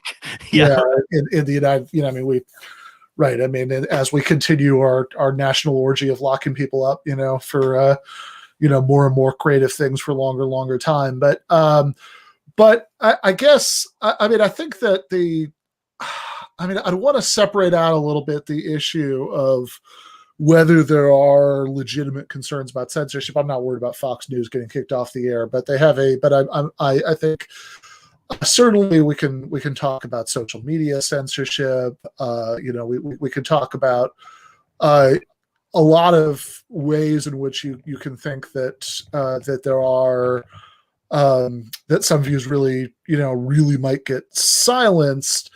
But I think where I have a problem with Taibbi on this, like even putting aside like his version of history and how Marcuse or the New Left might or might not influence any of this, is that I think the order of causation that he says is wrong. So he like in other words, if there is some sort of like woke intersectional verbiage that's used by corporations that really do hold lots of power, and those corporations might be censoring people, like I think he's seen the chain of causation going from the the intersectionality to the free speech concerns. And that seems kind of wrong. I mean, like that just sort of seems like maybe it gives the flavor or some of the, the direction, to certain kinds of social media censors or HR departments or whatever. But it seems like if we lived in a more culturally conservative society where all the same economic institutions were the same and they held all the same sorts of power, then, all the same censorship concerns would still exist, I would think. Maybe that's not well formulated. But Ekin, what were you going to say? Whatever one may think of Kimberly Crenshaw and standpoint epistemology and critical race theory as it's now under attack by those like James Lindsay, to a lesser degree, Helen Pluckrose. I'm not sure about her position on this, but they wrote this book. It's been taken up as a bastion of anti-critical race theory, which does have an avenue into the jurisprudential wing of things. And I'm not going to engage in critical race theory and the discussions that are relevant therein because it's such it's a massive subject to get into right now. But Marcuse, in that sentence prior to the one that Matt Taibbi quoted, where he said they would include the withdrawal of tolerance of speech and assembly from groups and movements which promote, and he went through these very quickly, aggressive policies, armament, chauvinism, discrimination on the grounds of race and religion, or which oppose the extension of public services, Social Security, Medicare, etc. I mean, some of those sound like things that the socialist left is fighting for. And before this, the sentence prior says, surely no government can be expected to foster its own subversion, but in a democracy, such a right is vested in the people, i.e. in the majority of the people. So what I take in Marcuse as speaking to is those ordinary reactive attitudes, which are not part of the jurisprudential wing, but rather something that people express in their everyday attitudes and redirecting those to help those who do not have healthcare, et cetera, et cetera. So you think he's advocating like informal social intolerance, like the extension of making certain views taboo more than actually state censorship? Right. And I think there's another question that comes to bear, which is, when he spoke of pedagogy. I don't know how this word is pronounced in English. My first language is Turkish, so but I think it's something like pedagogy. But should we teach evolution and creationism in tandem? Should we teach the laudatory history of Robert E. Lee and the glorious South in tandem with, the history that's taught elsewhere? Marcuse never says to curtail rights. This word is something Taibbi uses, but rather proffers a pedagogical program, a media program. I mean, you can make the argument maybe that these things are equivalent to rights, that the right to learn about the glorious history of the South is indeed a right. But, there's no univocally agreed upon history. We're going to have to choose some pedagogical program. So I don't know if this is taking away rights or if it's... Let me quote Marcuse. To take a most controversial case, the exercise of political rights, such as voting. So again, political rights, such as voting, letter writing to the press, senators, etc., protest demonstrations, in a society of total administration, serves to strengthen this administration by testifying to the existence of democratic liberties, which in reality have changed their content and lost their effectiveness. So there's the first one. He talks Yeah, about but he rights just said 10 using times. rights. He says using rights that are the avenues of political government, etc. These only seek to strengthen the government. I don't see what that has to do with the way that Saying Taibbi that is using rights. in a totalitarian society like America, the use of the exercise of political rights, such as voting, letter writing to the press, protests, demonstrations, only serve to strengthen the system itself, and have lost their radical potential. Yes. So, It's but not curtailing rights. it is the claim that he's making there that therefore they should those rights should be curtailed, or is the point he's making there like the sort of thing Chomsky and Herman are saying in Manufacturing Consent, which is ironically, by the way, a book that Taibbi reveres, where they say that that the having a very robust debate actually serves the interests of the of the ruling class, because that debate happens within certain limits, and so having having this letting people really hash it out in this robust debate within those limits is actually good for state propagandists. Like in other words, is he making is he actually making a normative conclusion in that passage that you quoted, Doug? Here's a quote: "The small and powerless minorities which struggle against the false consciousness and its beneficiaries must be helped. Their continued existence is more important than the preservation of abused rights and liberties which grant constitutional powers to those who oppose these minorities. It should be evident by now that the exercise of civil rights by those who don't have them presupposes the withdrawal of civil rights from those who prevent their exercise." Now, Is that not an expansion of rights, though, or is it a curtailment? I mean, it's not. It's saying that you can't have the expansion of the rights of the oppressed minorities without also having the suppression of the rights of the majority of the dominant society. So, which I'm not sure he's wrong about that, but I think that it is a touchy, how do you protect the general principle of free speech, free expression, freedom to assembly, of free assembly, and at the same time suppress the opposition. I think the first thing you have to realize is that he's thinking of this in the context of political action, which would be transformative, not as something that would be maintained just as a normal course of events. I think that if you think of it in terms of like the usurping the usurpers, taking over the means of production, you are going to be trotting on the property rights of the of the capitalist class. In that process, there's an authoritarian component to any revolutionary struggle. Well, I think there's a difference between trotting on property rights and trotting on free speech rights. I do too, but yeah, so that's where we might want to critique Marcuse a bit. But freedom of assembly starts to be, murky territory in a revolutionary moment. Like, what are they assembling for? And sure, I could see how you could have gray area cases there. But so in I think the first passage you read, I think seems amenable to being read in a purely descriptive way, that he's not saying anything. The claim was that he didn't speak about rights, and he did. So I can see why Taibbi thought he was talking about. He uses the word rights, sure, but he's not saying that rights are, in that passage at least, he's saying that those rights, which are governmental, jurisprudential, etc., only strengthen and ossify the governmental programs and institutions through which they flow. So yes, uses the word rights, but I don't see that as being one that deals with curtailing. And Matt Taibbi is speaking of curtailing. Now, the second example you make is much more ambivalent. I mean, Ben has it up here, and it's hard to make out whether that involves curtailing the rights of those abusers or just an expansion of rights to those who are oppressed. I mean, certainly the wording makes it sound like the first one. Yeah, that's not good. Yeah. Okay. So I mean, we could keep going on in this vein, but let's watch a little bit more of the debate. One of the things I want to Doug in a comradely fashion is that, did anyone notice that when he was making the allegation that Marcuse was being disingenuous when he was arguing that the new cadre of people who should be given the power are the quote unquote the the poor, the outliers, and the people of color.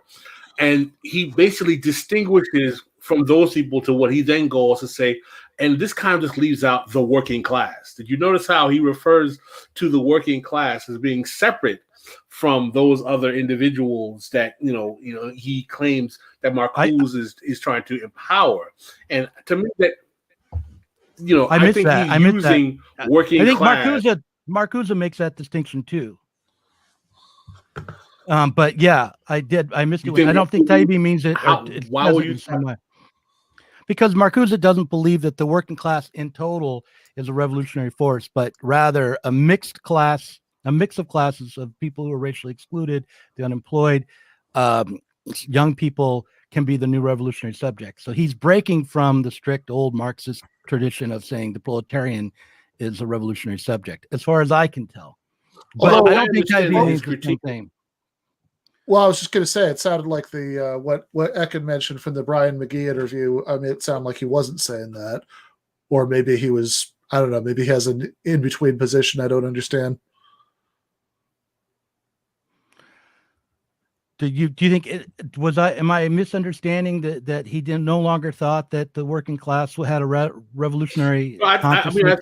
I think that the general position that Marcuse is arguing is that under this kind of the functions of capitalist, media infrastructure, ideological superstructure, that the proletariat loses its revolutionary capacity to function because it's basically propagandized into, kind of being, pass me the remote control, let me watch a football game and have a beer. Right.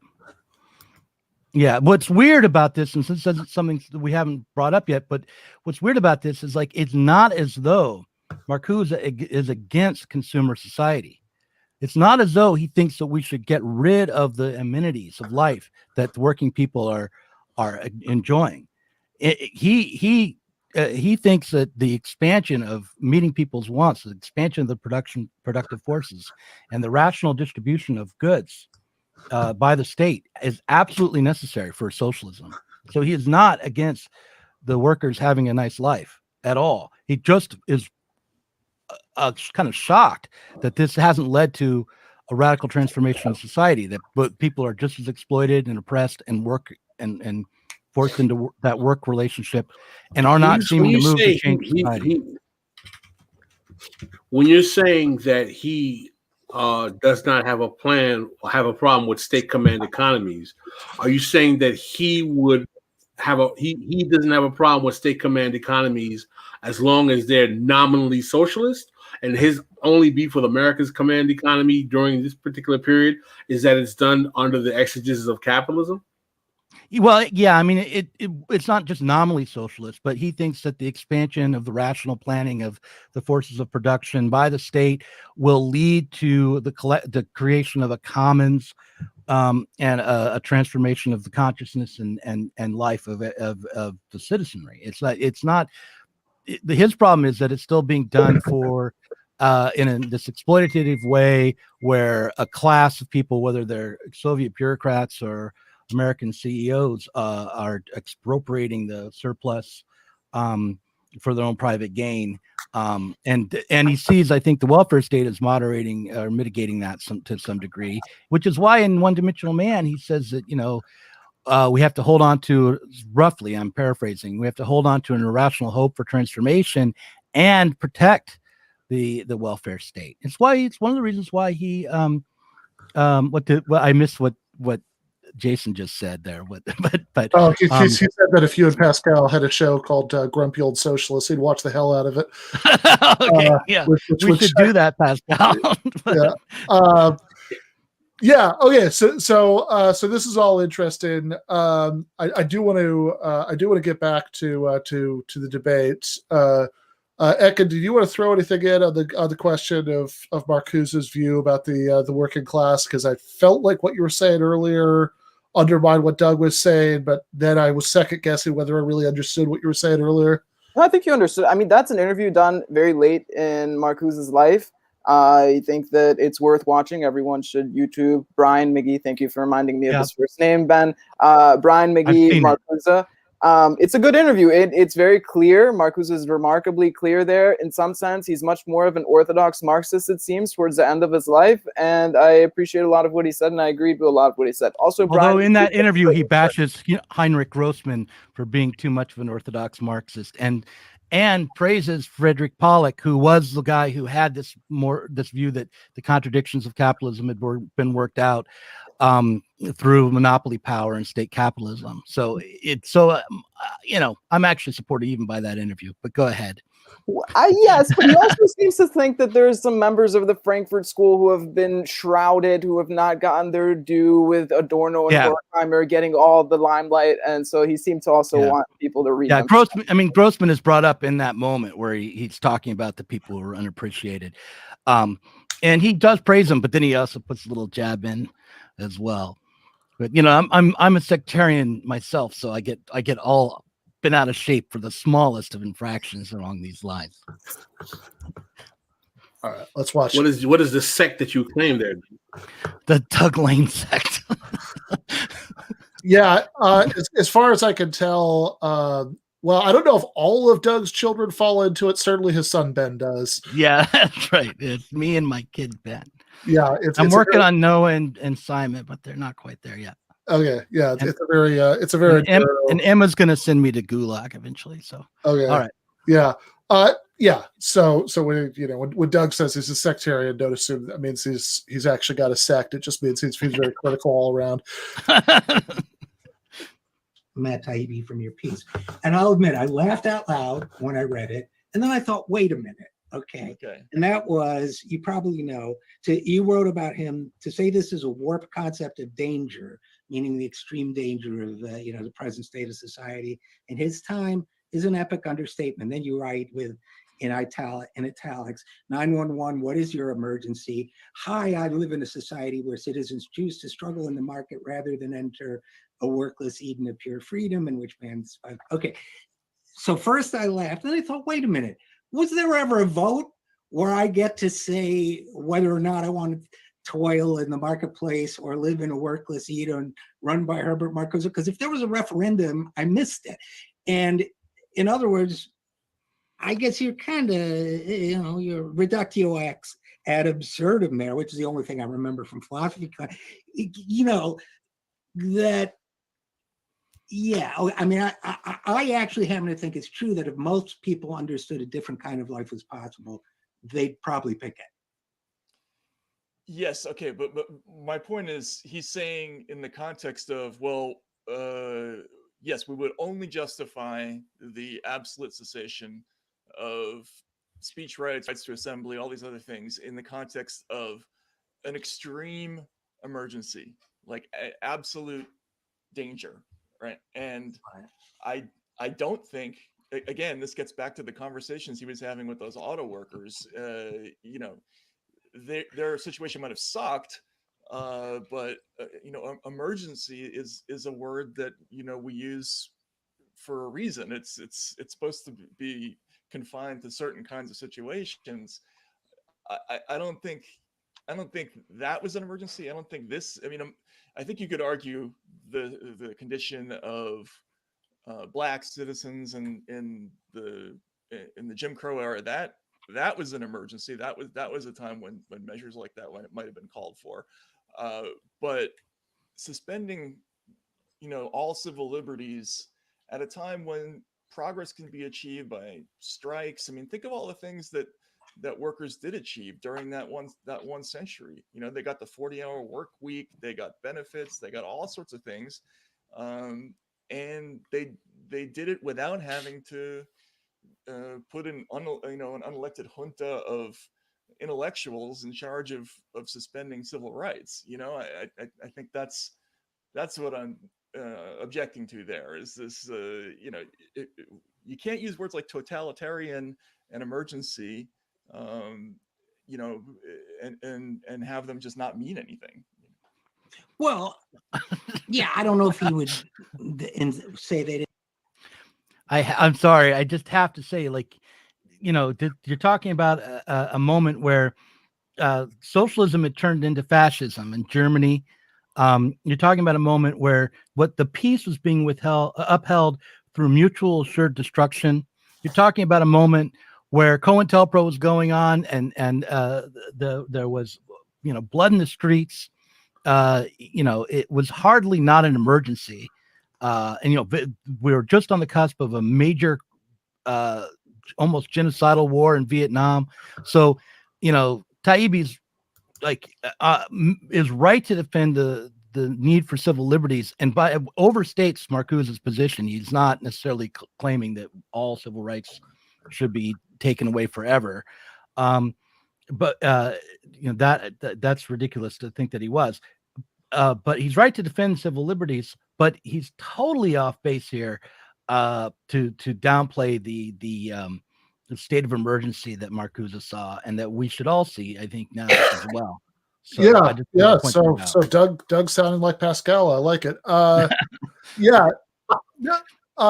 No, I mean, I think I agree with everything you just said. I mean, honestly, I was just thinking that Taibbi, even though I'm on, look, I'm 40 and Taibbi is just about exactly 10 years older than me, but I think in a weird way, he's being like way too much of a millennial about this. And here's what I mean by that, that he's just sort of taking, like, he's reading Marcuse in this way that's like, oh, he was writing back when, like, things weren't so precarious and everything was nice, like before all this horrible shit happened. And and I understand where the impulse comes from, but it's just for all the reasons you say, it's just a horrific oversimplification. It's like I mean, between COINTELPRO, about a week and a half ago, we watched about a week ago, we watched on the GTA Discord, Judas and the Black Messiah, which is from about this time period, and the ways that I mean, I think especially for those, whatever the phrase he that Marcuse uses, that Taibbi keeps quoting, the persecuted colored races or whatever he's saying, that but really for everybody, but especially for non-white people, in the United States. I mean, this is, like, I think the image that Taibbi is projecting backwards of, okay, this is a time when you could make a good living in a factory, so everything must have been kind of okay. Yeah, you can make a good living in a factory and go home to your bomb shelter, right, exactly. Yeah.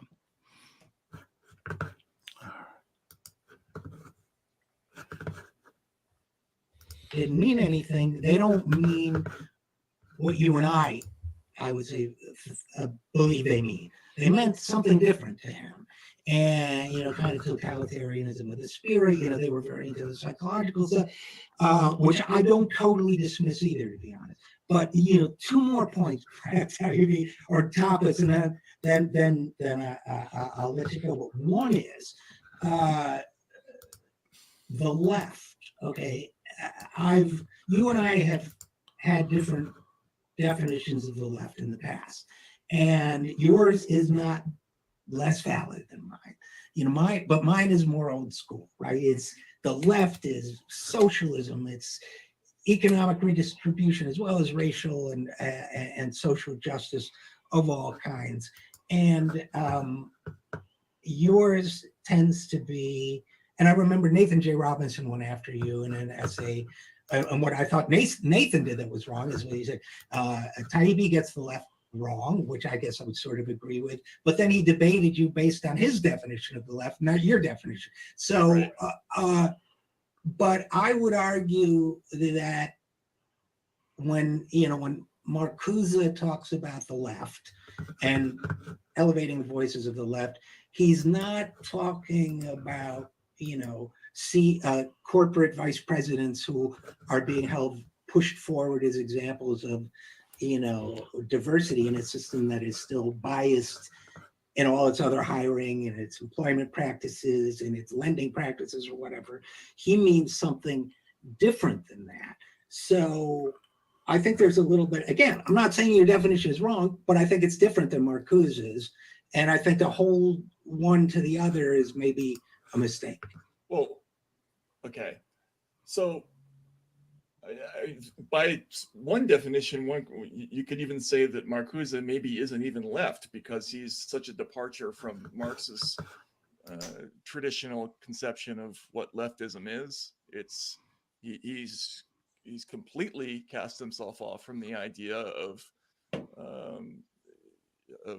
Marxism as a movement of proletarian revolution. The Right. proletariat are no longer important in his formulation. So maybe that's not the left. I don't know. But I'm certainly not saying that Jamie Dimon and Nancy Pelosi are left. I'm saying that the sort of self-styled new left, people who call themselves left, that these figures, at these companies are now draping themselves in ideas in the kind of in a sort of a patina of leftism, that in this prescription, this idea of leftism that you might get from reading Repressive Tolerance, which is that it's a system where we have a super empowered group of elites who, on behalf of oppressed groups, is going to have to do the hard work of suspending civil liberties for everybody else, and sort of imposing progress from above. And that's why, and so people like Jamie Dimon and Nancy Pelosi, they're draping themselves in this is signaling that they're on board with this movement, when of course they're completely opposite to that. And that might not be Marcuse's fault if he didn't anticipate that his ideas would be bastardized in this fashion. But the text, unfortunately, in my eyes, I think it allowed for for that kind of confusion to happen. I mean, you're not going to get Thomas Paine or Thomas Jefferson or John Stuart Mill. They're not going to end up being twisted around to become an argument for the secession of civil liberties. But Marcuse opened the door for that to happen, and opened the door for people like everybody from Jamie Dimon to Nancy Pelosi, to all these other figures in the Democratic Party, to figures in the intelligence community, to argue that they're on the side of progress, because they're going through, the sort of prescribed pieties of a version of leftism that's described in his work. Yeah, although again, I wouldn't say that Marcuse ever told somebody that the way to achieve justice was to wear a kente cloth while you were going about, the business of an oligarchical government, or as a white person, or to run a bank, but to performatively take the knee, even as you're still covertly redlining. I don't think that even, I get your point. I will accept your point that indirectly certain examples of silencing, probably through certain Kendi and maybe a couple others, have been warped or whatever they were bastardized to use for this purpose.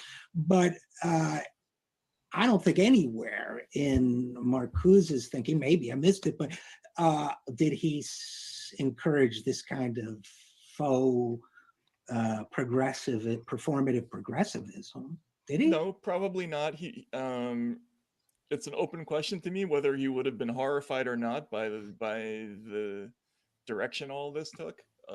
Maybe he would have been, which would have been to his credit. But I don't know. I mean, again, the core thing to me is this idea that liberalism has run its course, and we now need to adopt illiberalism, as practiced by a kind of minority of people who know better, and the justification for their enhanced power is their overweening concern for the oppressed peoples.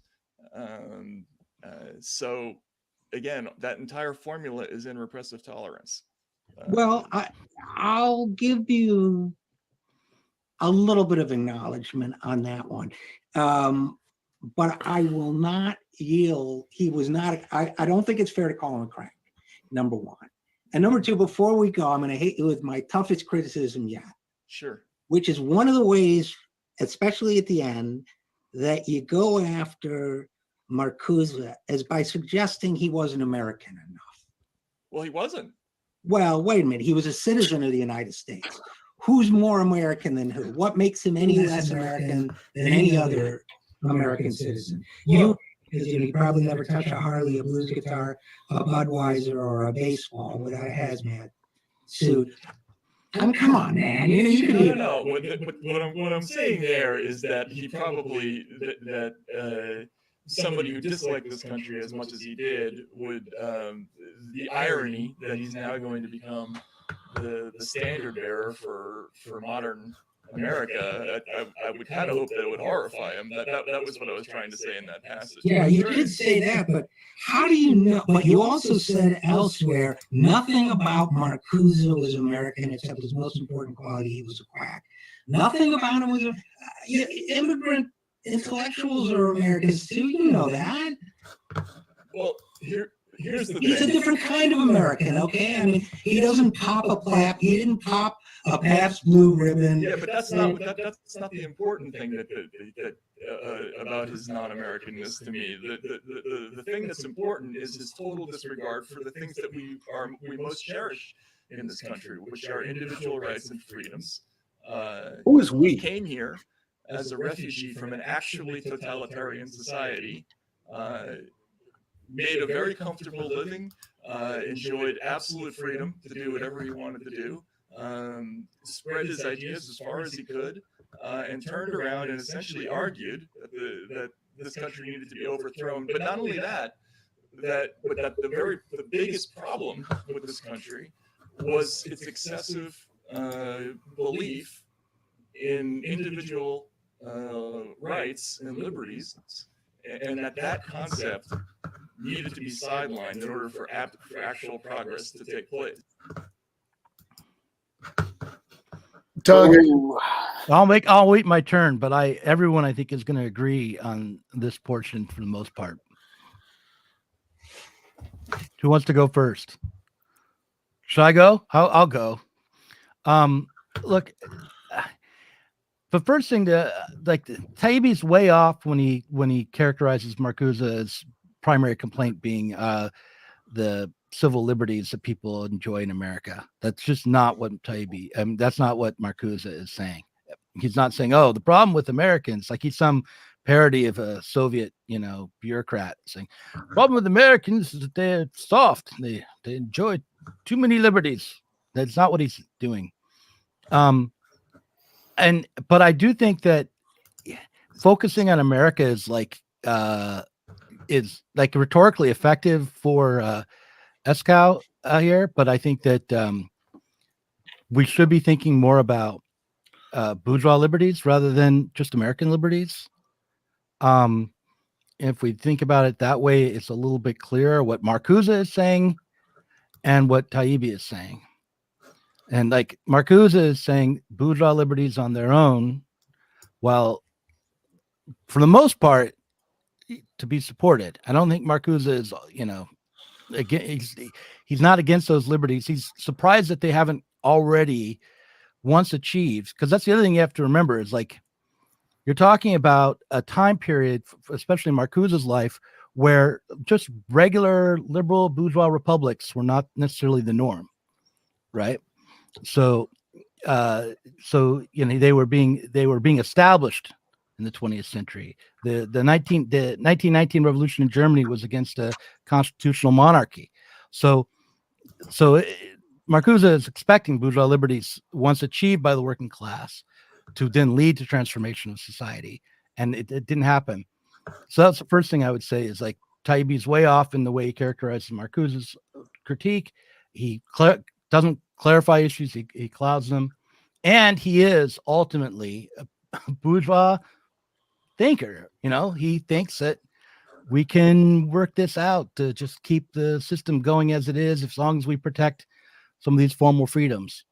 And Marcuse wants to push beyond that, and I definitely, if it's between Marcuse and Taibbi, I would side with Marcuse. The other thing I want to ask, well, I'll tell you what, I'm not gonna. I'll let that other thing go, I'll let other people talk.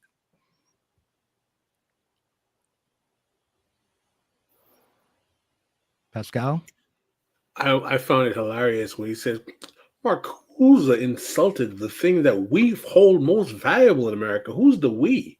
The Fortune 500 companies that are, making billions of dollars during the coronavirus. You think the thing they value the most is, freedom of speech and the liberal democracy? No, the thing that most people value about America is the ability to make money.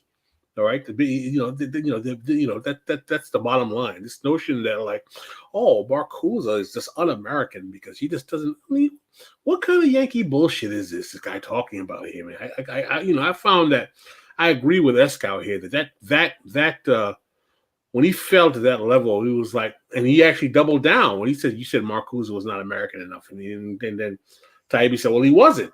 Wasn't American enough for whom? For only what was he? I mean, the whole discourse was just ridiculous. Yeah, It was it's just a bad way to present civil liberties and democratic rights are good things. I'm sure we, by which I mean the panel, all agree. But Americans don't have any monopoly on caring about those things. Nor to put it mildly, do all Americans have a record of supporting those things? Of course not. Yeah, I don't mean to play the identity card. So as a Kurdish, Turkish, on my birth certificate it says Muslim. I never practiced, but in Turkey everyone gets Muslim stamped on their birth certificate. Immigrated to the United States as a young person with my family after 9/11. It was pretty common to hear you were not an American. It's sort of like there's just that visceral element of it that makes one, having heard this, suspicious of when this is utilized. One wonders why Taibbi thinks that Marcuse is non-American. Specifically, it's interesting that there is a certain intellectual branch of the new left that Marcuse was so devoted to that when the rest of his Frankfurt School brethren had decided to go back to Germany, Adorno and Horkheimer, post-war to be a part of the intellectual reconstructive efforts, Marcuse chose to stay in the States. He did feel some connection with the workers' movements in the United States. So yeah, I think Pascal said it very well. American for whom? Very easy for Taibbi to say this shit. Yeah, I mean, whatever. This is clearly not a good look. It's Tucker Carlson-esque, man. What's that?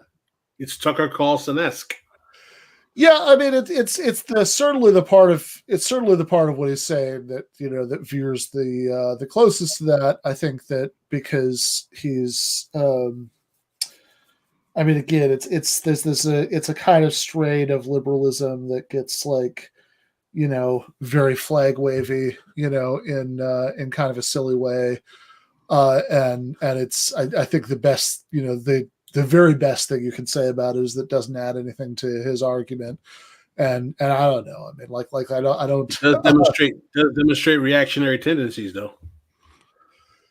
Yeah, I mean, it's certainly. I mean, I think in a broad sense, it does. In the sense that it, I mean, again, that I think that there's a whole, there's a whole strain of liberalism that gets a little dewy-eyed about America and American symbolism, and in ways that are, that are at best kind of goofy and at worst can get reactionary.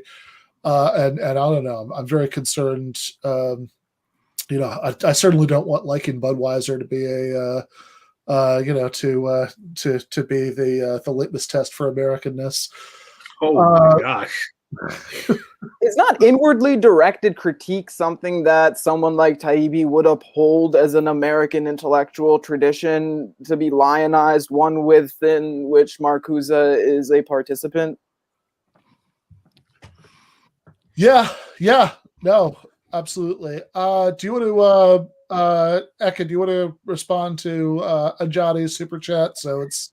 I don't know about much comparing between the two. I know the Birmingham School, this is cultural studies, I believe. I know a little bit about it, but not terribly much. No, sorry. Fair enough. All right, let's watch the last few minutes. And I'm sorry, these are the things that distinguish. It's the central idea of being an American is the belief that everybody is supposed to have all these freedoms. The government's not. Nobody's supposed to be able to take our rights away. It's the first regulatory mechanism against the imposition of despotism. Is we preserve individual rights because people will fight for them. Right? We have a system of checks and balances that's designed to disperse power as much as possible. It's of course imperfect. It doesn't do a great job of that. But the whole concept of the United States is to prevent something like Nazi Germany from happening, right? And the first thing that we emphasize, and the thing that I think the framers were primarily concerned with, was having observed despotic, autocratic societies throughout Europe, and was this notion of protecting. Recognizing that people had inherent inalienable rights that couldn't be taken away under any circumstances, and that if you believed in that, if people believed in that they would fight for those rights. And we managed more or less successfully for hundreds of years to preserve at least that little baseline, which distinguished us from lots of other societies. And so I just don't think I think he what bleeds through in his work is, and again, I mentioned that there are other immigrant authors who come here and they nail America with all of its stupidities and shallowness. I mean, I think about a book like Lolita, where a character who's probably a little bit like Marcuse, in terms of his attitude towards what he's seeing, he just destroys the United States in his description of it. But it's one thing to look at this country as stupid and shallow and commercialistic and militaristic and all those things, but he targeted the one thing about us that is actually, I think, important and unique. And I'm sorry that offended me. Well, yeah. Oh no, I get that, but that's offended. Sum total of his work. B, as one essay. B, I don't think he's a quack. He proposed something I object to.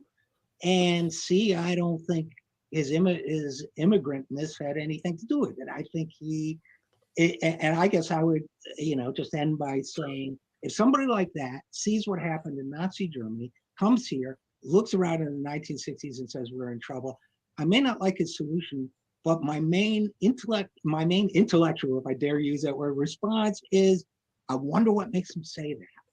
Not F this guy, he just got here, he doesn't have a right to start knocking our most fundamental liberty. I mean, I get that response, but it's not mine. I respect that, and I do. I understand that a person who's been through the experience that he's been through,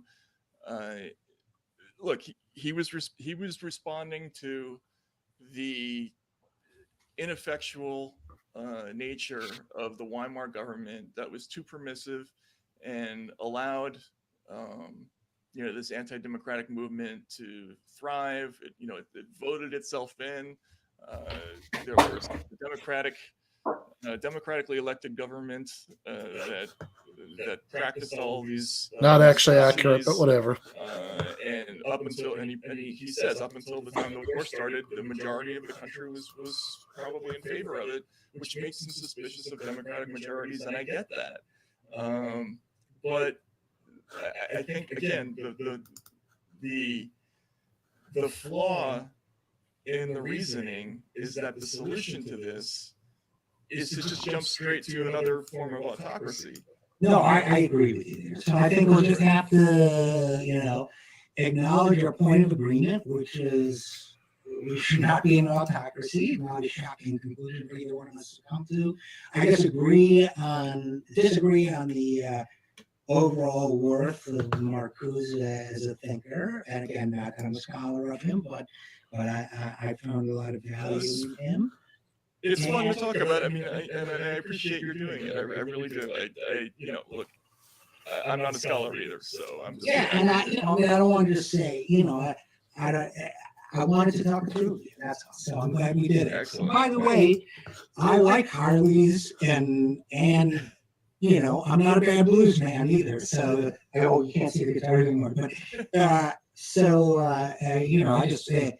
Protect other Americans' rights not to. That's all. So fair enough, right? Yeah. No, I just think that he didn't place enough value on things that were maybe they fell short of giant leaps forward, but they were valuable in themselves. I mean, he lived during a time of an extraordinary flowering of art, music, journalism, Jim Crow. Maybe not architecture, but some other things, and it was just it was so abjectly pessimistic this work that that's what I was responding to. Fair enough. All right. Well, Matt Taibbi, as always, great talking to you. It's always great reading you, even when we disagree on some things. And as always, thanks for coming on the program. Well, thank you, Richard. And we'll be right back after this. I'm Richard RJ. All right. So I think our friend Gene Bajalan in the chat there certainly nailed one of my frustrations with the last part of what Taibbi was saying, which is that when he talks, he starts talking about like hundreds of years of doing a pretty good job with this stuff. I mean, like that's insane. I mean, clearly not, right? I mean, certainly Gene's point about, Native Americans and, and all of that, and I think you could, if you were inclined in this direction, I think you could make some hay of the way that one of, Taibbi, being a good writer, but not in this case thinking clearly. One of his examples of all American things that Marcuse wouldn't have appreciated is the blues, and I think some of which speaks to an experience that that doesn't really conform to this narrative of hundreds of years of doing a pretty good job of honoring these basic democratic rights. Yeah, I agree.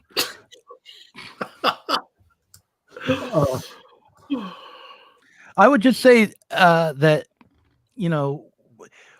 we should be aware of the danger for people on the left of allowing some of the best parts of our society, like our free speech, some parts of our culture, to be lumped in with this conformist attitude that Taibbi expresses. Like I think we have to point out that these things can't be really fully realized, and that the American dream is like, as much as whenever it's not just a piece of shit, which it mostly is, but the dream of freedom, let's say, isn't fully realized, and that the truly American thing to do is to critique rigorously and to fight for a better society. And that that you want to drink a Budweiser along the way, fine, but Budweiser is not the horizon. No, Bell's is the horizon. So he this, by the way, is from Taibbi's Substack, where he presented the video. He says Eskow objected to some of the caricatures of Marcuse's, an effete Euro who probably wouldn't go near Budweiser or Harley's excessive. And he was probably right. So, there's that. He also, though, I think there's a more revealing passage earlier in here. Let me see if I can find this again. That I think might get down to some of the problem, which is, like, there are things that could easily certainly get lost in this debate that I do like about Taibbi's commentary and that I think are admirable about it. I mean, look, the man was on the Michael Brooks show multiple times. That's my usual criteria for sorting the world into good and bad people.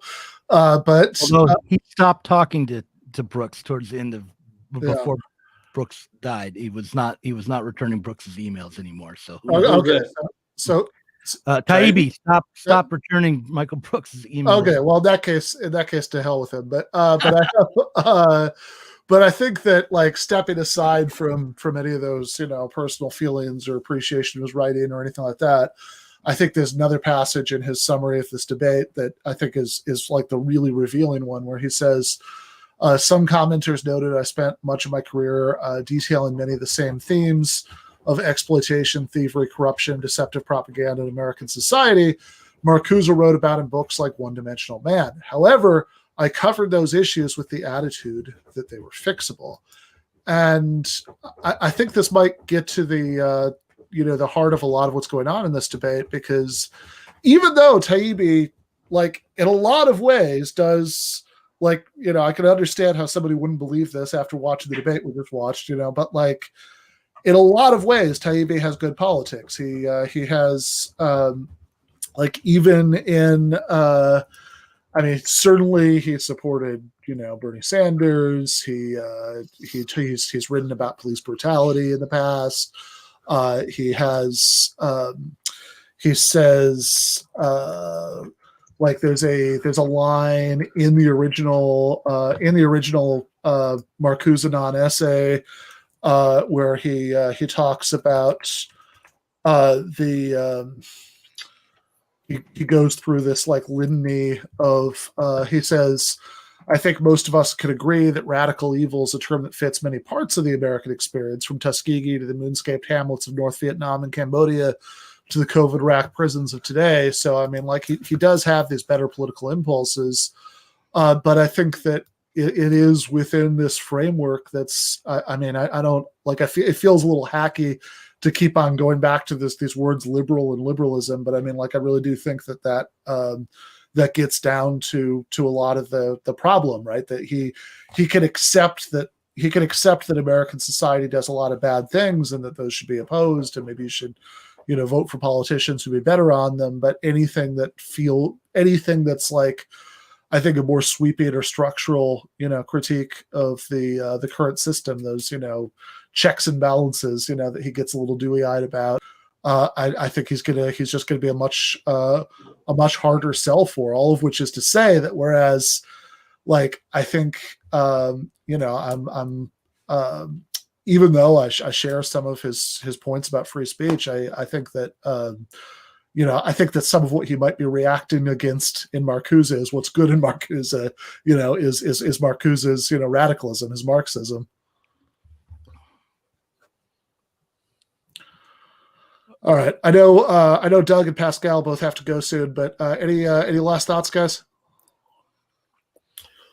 This was a very good and extensive conversation on the subject matter, and I think we dissected it quite well. I think we dissected it well. I don't think Eskow did a great job defending or even articulating Marcuse's points. It seemed like he didn't really have much in terms of having had Marcuse's writing nearby at hand. It was more so general vagaries that he remembered. I mean, look, I am no Marcuse scholar. I just, over the weekend, read some of the works, and I think that, I could quote, and we all could sort of touch more specifics of Marcuse. So just in general, people should read the primary texts. Yeah, look, I should, Eskow, who, by the way, I think might have been watching this, but I think he wasn't, he certainly wasn't arguing the details of Marcuse's, positions. I mean, he's a, he's not confronting Taibbi in the mode of like a philosophy professor, or, or a Marcuse biographer or anything like that. They're sort of doing like battling general assessments of Marcuse in this kind of journalistic and political way. But that said, off the top of my head, I really don't see anything that Eskow said in this debate that seems obviously wrong to me. I just want to say that I've written to Taibbi and have not heard back. But if I do, I want Pascal to interview him on my channel instead of me. I think that would be much more fun. Well, if that happens, I will definitely watch it. Yeah. Could Taibbi come on here someday? Yeah, sure. I mean, I've talked to lots of people on this channel I disagree with much more than I disagree with him. There are plenty of things worse that you can be than kind of a left liberal who's way too sanguine about the American system. But in any case, so I know both of you guys at the bottom have to go. Ekin, can you stick around for a minute? Yeah, of course. All right, sounds good. All right, see you, Doug and Pascal. All right. All I have this evening is a bunch of Kant to read and prepare for tomorrow's class. So I will be staying up very late regardless. So okay, well, I'm gonna get off soon, so I can walk the dog and play a card game with my wife and all of this stuff.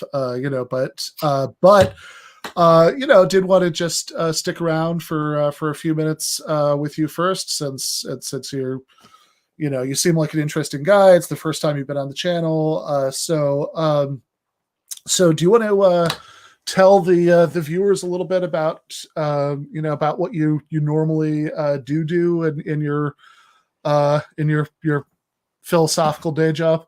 Yes, I do not have a podcast. I listen to podcasts. My life is mostly spent these days in my very small Harlem apartment, reading and writing. I'm a student of philosophy, and I also work as an art critic and film critic. But yeah, I mean, I work mostly in the philosophy of mind, philosophy of neuroscience, philosophy of memory, a lot of empirical philosophy on olfaction recently. So that wing is not necessarily related to politics. So there are certain facets that I do find politically relevant. Some of the work I've been doing on perception has to do with macular variation in peak cone lengths. You'll say, what does that have to do with politics? Well, it means that it means that people of different races, people of different genders, people of different age see certain colors like turquoise under experimental conditions mostly, but nonetheless in different hues,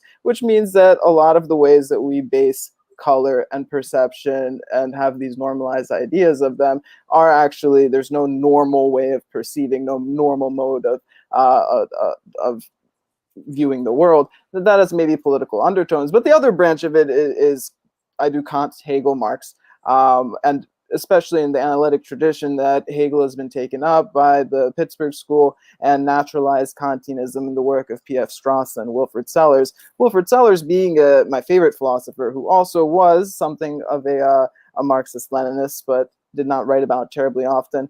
Hilary Putnam is also a favorite, who was more of a Maoist-Leninist. But yeah, that's what I do mostly. Yeah, I mean, I think Putnam, my understanding is went through like a pretty like impressively wide range of positions about a lot of things, right? Religion, politics, etc.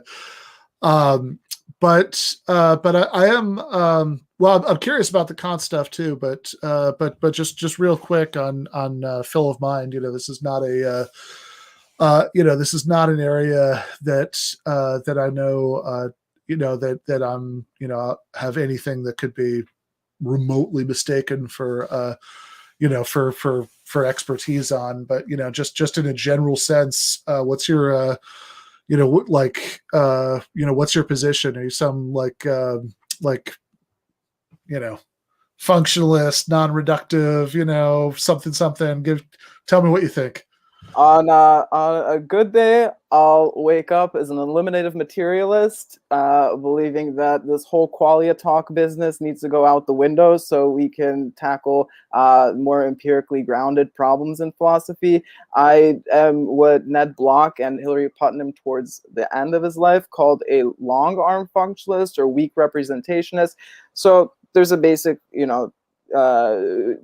thing that many people as kids think, if I see this as blue, you see this same flower petal as red, how can we know that we're seeing the same things? Well, there are objective modes of measuring these things, which, as I mentioned before, with the inverted spectra problems, show that there is some variation in how we perceive things. This is something that generally the functional model, which tries to look at things like perception and the mind vis-a-vis those outside functions or internal input-output schema, can't really account for. It can't account for those baselines. And this is something that the philosopher Ned Block has covered pretty well in his paper, two problems with functionalism, I think.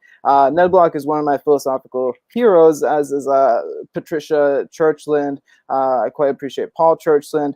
Really, Dan Dennett, I like quite a bit. I know that, this whole, his Sam Harris entertainments and such have been a bit confusing at times. I think he's a really worthy thinker, and he shouldn't be hanging out with some of the IDW people because he's a skeptic, right? I think you've said this before. Like, he's a true skeptic, and that's why he's in those conversations. But he's a great philosopher, and people should read him. Yeah, I mean, I think Dennett, out of the original, atheist Four Horsemen, is probably the politically least objectionable. Unfortunately, probably also the least, let's just put it this way: it's the also, unfortunately, probably the one who people who vaguely remember that stuff are least likely to remember who he is, because he didn't have maybe the doesn't have maybe quite the flashy personality of the other three. I like his beard. I like his aesthetics. Yeah, he has one of the most impressive philosophical beards that analytic philosophy has ever produced. He's got like the beard of like a 19th century German materialist. I did want to ask you, Ben, because Michael and I we discussed philosophy a little bit, and he knew that. So I quite like Hegel. There's a lot of different Hegels out there. And he told me that you were not terribly partial towards Hegel, and I've always wanted to ask you what your critiques of Hegel are. Michael said that? That's interesting. Yes. Okay, I'm honestly, I'm not sure where he was getting that. I'm trying to remember conversations that I had with him about Hegel. The only example I could think of off the top of my head was on air. Actually, it was the second or third time I was on TMBS in person. It was like a very random thing. I asked him what he wanted to talk about, and he was like, I want to talk about the transition from Hegel to Marx. I was like, okay. And so I on the train from New Jersey, where I was living then, to New York, I brushed up on my G.A. Cohen, the first chapter of Karl Marx's Theory of History, and was I thought able to give like a sort of passable version of at least Cohen's read on Hegel, which I'm not at all confident is the when I say I'm not confident it's the right one, it's not because I have any particular reason to doubt it. It's just that, I don't know, right? I mean, I'm certainly not a Hegel scholar, but he does at least have a remarkable ability to distill Hegel down to like clear arguments, and I think so. I don't remember saying anything negative about Hegel in that. Obviously I talked about the differences between Hegelianism and Marxism, but I don't think I said anything too weird about it. And in the relevant chapter of this book, Give Them an Argument, I mean, I also kind of defend, Hegelian, dialectical methodology there. I mean, like the point of the chapter is that I don't think that there's a, I don't think there's a conflict between, between like that kind of, dialectical thinking and, like, and traditional logic, that I think that they're just like some of the same terms are being used, but they're being used to refer to different things, that there's no that like I don't really directly talk about Hegel in that chapter, but I talk about Trotsky's essay, the ABCs of Dialectical Materialism. And I certainly think Trotsky, gets some stuff wrong, in about logic. I mean, in fact, it's actually it's a sort of like, if you're an analytic philosophy nerd and also a political radical, it's like it's a fascinating thing to look at. The context that Trotsky wrote that essay in, because he was having this split with the Shachtmanites in the U.S. Socialist Workers Party. One of whom was James Burnham, who later became, a like Cold Warrior conservative, but at the time, was still kind of a Marxist, and Burnham was rejecting, like in the context of what was originally an argument about the Soviet Union and the Hitler-Stalin Pact and all that stuff. Trotsky was talking about, like the dialectical method, and Burnham was like, yeah, I don't really accept any of that. And then so they start having this side argument about dialectics. And Burnham's a philosophy professor, at, I want to say NYU, maybe Columbia, but he, in the 30s when this was going on, and he and out of everybody in the discussion, Burnham, I guess, is the one who knows the most about like formal logic and all that stuff, although probably still not very much, was the sense that I got from reading his half of that, and Trotsky probably a little bit less. So I think that like Trotsky says a lot of good and useful stuff about dialectical methodology in that article. But I think both Trotsky and Burnham perceive there to be some sort of conflict between, like, I think what Trotsky would say is like Aristotelian logic and like this sort of Hegelian Marxist dialectical logic. And, I don't like, I was critical of Trotsky for seeing that conflict, which I don't see, but I don't think I said anything bad about Hegel. I mean, I think anything bad about Hegel, except just the sort of like, going back to what we were saying earlier in the stream about Marcuse, obviously my stylistic preferences about how to do philosophy, are different. And obviously I would agree with all of the standard, like, materialist, criticisms of Hegel, but I don't think I have any like unusual anti-Hegel views. Right.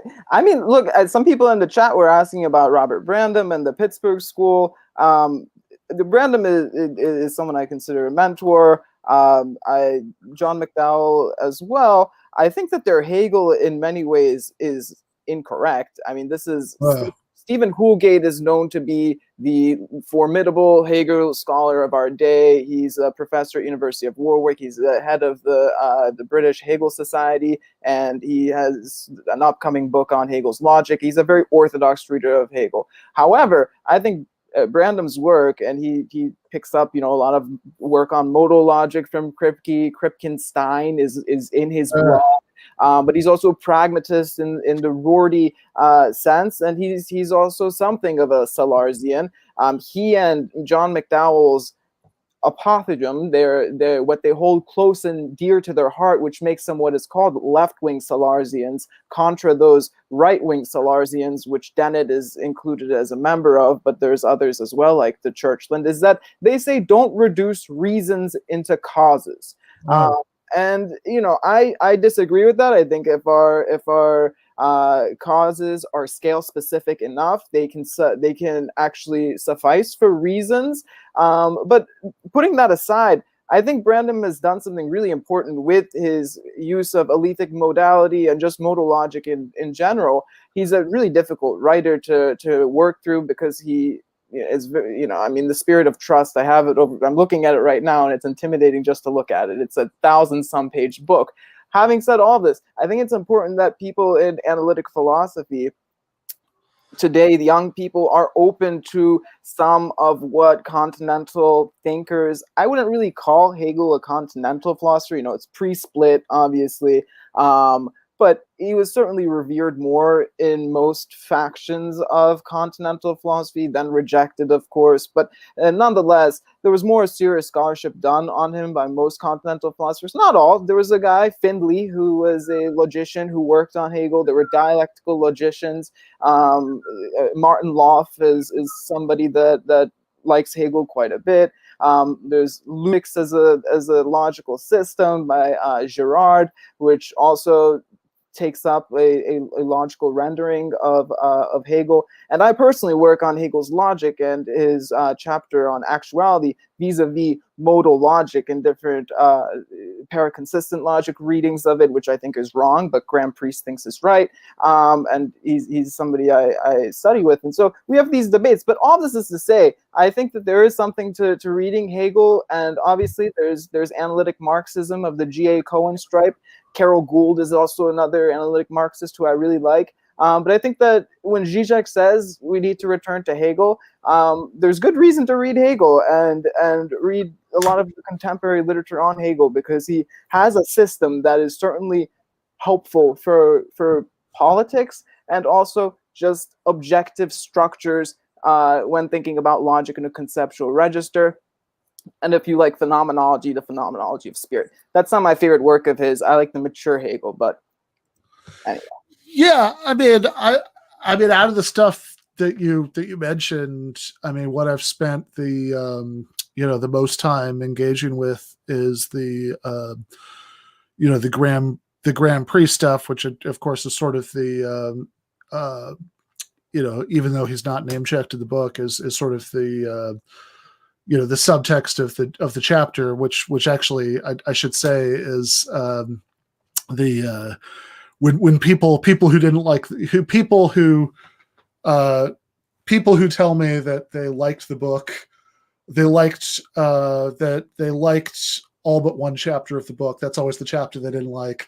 Is the one with all of the with all of the Trotsky stuff in it, and in some cases people don't like it because it's the one that has like a little bit of formal logic in it, and it, they thought it was too mathy and they didn't like that. But that sort of comes out of my longstanding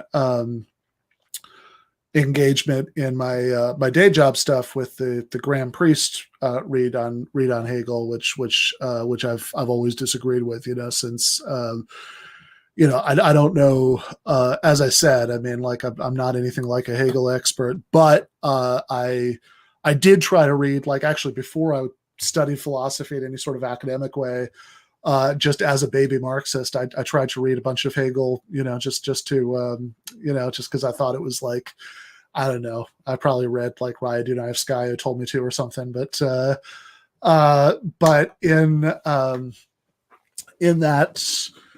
But I certainly read enough back then to have a very definitive view when I started reading Graham stuff for the when I was in graduate school, to have a very definite and immediate view that he was getting Hegel wrong, because he sees that conflict I was talking about earlier, right? So Graham Priest, for people who are watching who aren't familiar, is a dialetheist, which means somebody who thinks, right? It's from the Greek, aletheia, true, and die, two. So somebody who thinks that the same statement can have two truth values, can be both true and false, and it's most obvious to see how you get there if you start thinking about like standard paradoxical sentences, what I am saying right now is false. Is that true or false? Well, if it's true, it's false. If it's false, it's true.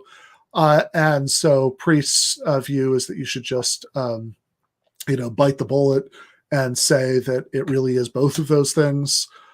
So to a very stupid joke that might help people remember what the position is but that I really enjoy that I quote in the in a long delayed academic monograph I wrote about this stuff, which might come out next year or who knows, is there's a Irish priest, an Irish priest, a Scottish priest, and Graham priest walk into a bar. The Irish priest says, "I'll have a whiskey." The Scottish priest says, "I won't." Graham priest says, "I'll have what they're having." So that's my dialetheism joke. It's not very funny, but like I said, might help people remember the position. And so Priest thinks that this describes. Priest thinks that Hegel is a dialetheist, and maybe and sometimes seems to suggest that like Marx and Engels are dialetheists.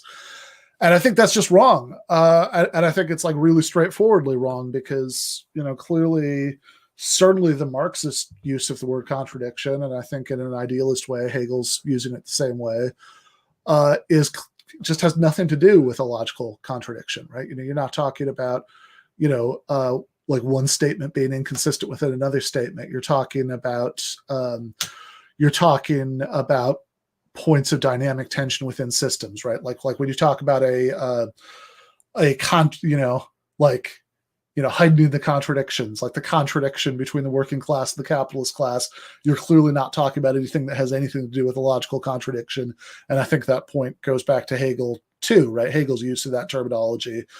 And Priest has this view about what he calls the paradoxes of motion and change that he sees as a Hegelian view, which is so roughly speaking, the idea is like if you have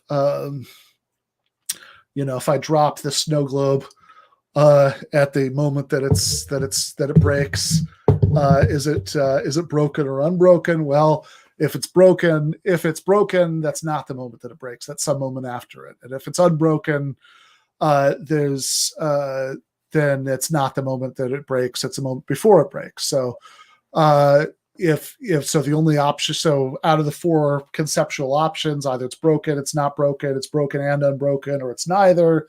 Well, it can't be either the first two. And if it's neither, he thinks that means it's both anyway, because if it's not broken, it's broken. So therefore it must be both broken and unbroken. And so he's got this view that anytime things are changing, then there are these contradictions that are true of it at the moment of change, which if you know a little bit about Hegel and Marx, you can kind of see that sounds sort of like, that sounds dialectic-y, because you're talking about contradiction as part of how change works. But I just, I think the view is wrong in itself. I agree with Bertrand Russell. I think that there just are no, I think the confusion is when you say moment of change and you think that means that there's like a instant, at which it changes. What change is variation in properties between times. And then, and I also just think it's wrong to attribute it to Hegel or to Marx and Engels. I just don't think that that's, I just don't think that that's what they mean by contradiction. So I guess I'm mildly sad that Michael thought I didn't like Hegel. I've always seen what I've done on these points as defending the honor of Hegel against people who didn't understand him. Wow, that makes me very happy. I will say for the problem of when things break, there's an excellent philosopher named Mark Wilson. He's at University of Pittsburgh, and he's mostly a philosopher of science and philosopher of physics. And he has an excellent book called Physics Avoidance, which I highly recommend for anyone who wants empirical philosophy that also does a great deal with conceptual engineering. I think where Priest really goes off the rails is when he starts looking for these art and in East. I understand he looks at Eastern philosophy and tries to find real contradictions in the writing of Buddhist thought and such. In one of his articles, granted it's a more popular article, so maybe he's being a little bit more liberal with how he's giving us contradiction. He posits that the Fountain by Marcel Duchamp, which is a toilet that is signed by Marcel Duchamp in a signature that writes Armut and was presented in a museum, that this is an example of a contradiction because it is art, because it is not art. And I think the same thing happens, as you mentioned, with the broken globe. We can look at when it's framed and consider it as being art and track these types of changes and see it as not art when it's in it's an actual urinal that people are using.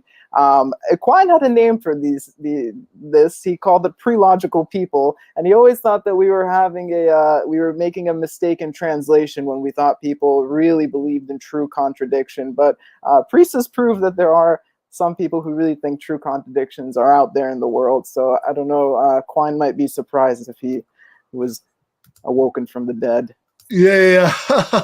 Well, actually, it's interesting because when Quine talks about this, I think there is that passage in Quine's Philosophy of Logic book, Philosophy of Logic. Anyway, I want to say, I don't think Quine would have done this, but I want to say it's like the British thing, Philosophy of Logics. I don't know. Anyway, whatever that book is, he has this passage.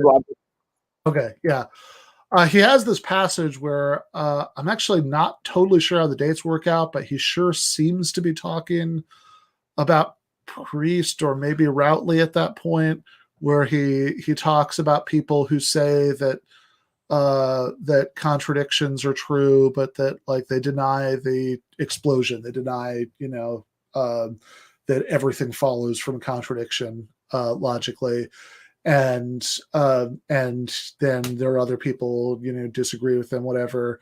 And he sort of says that neither side of this in the spectacle knows what they're talking about because they don't understand that they're not really disagreeing. They're just using words differently, that once you cease to believe an explosion, you've just redefined contradiction. So what you're affirming isn't the same thing as what everybody else is denying. I don't buy any of that.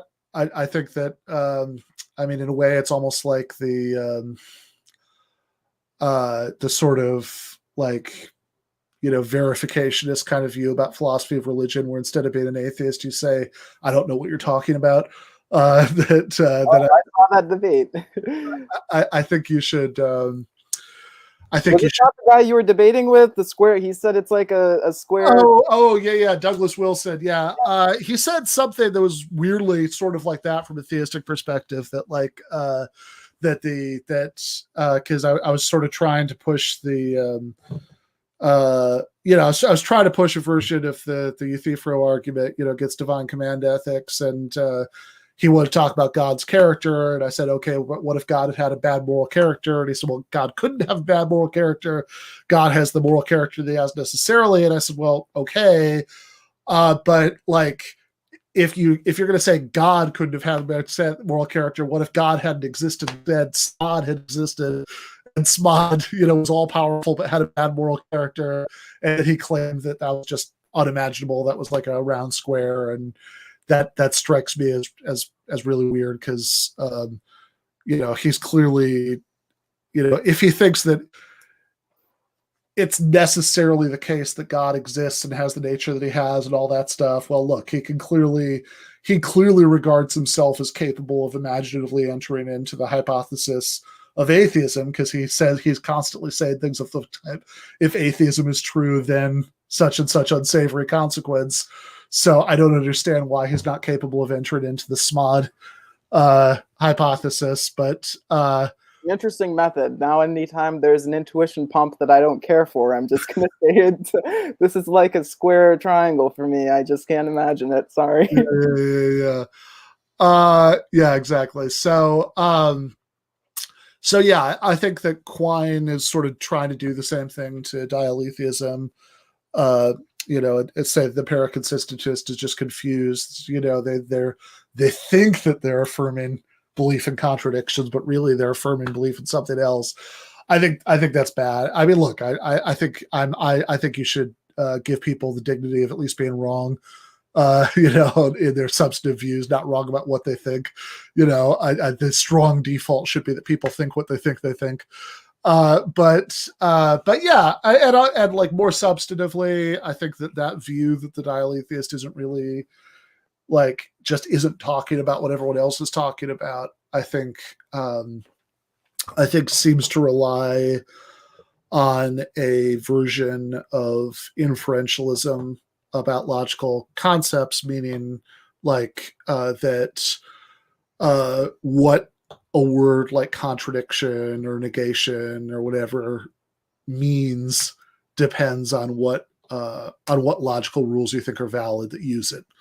And I understand why that's an attractive view, and it's certainly one that's very, very widely held by people who do by logicians, that like they'll talk that way all the time, that like when they give like a like they'll refer to like set theoretic modeling as semantics. They'll say that they're giving the language, when they give the inference rules.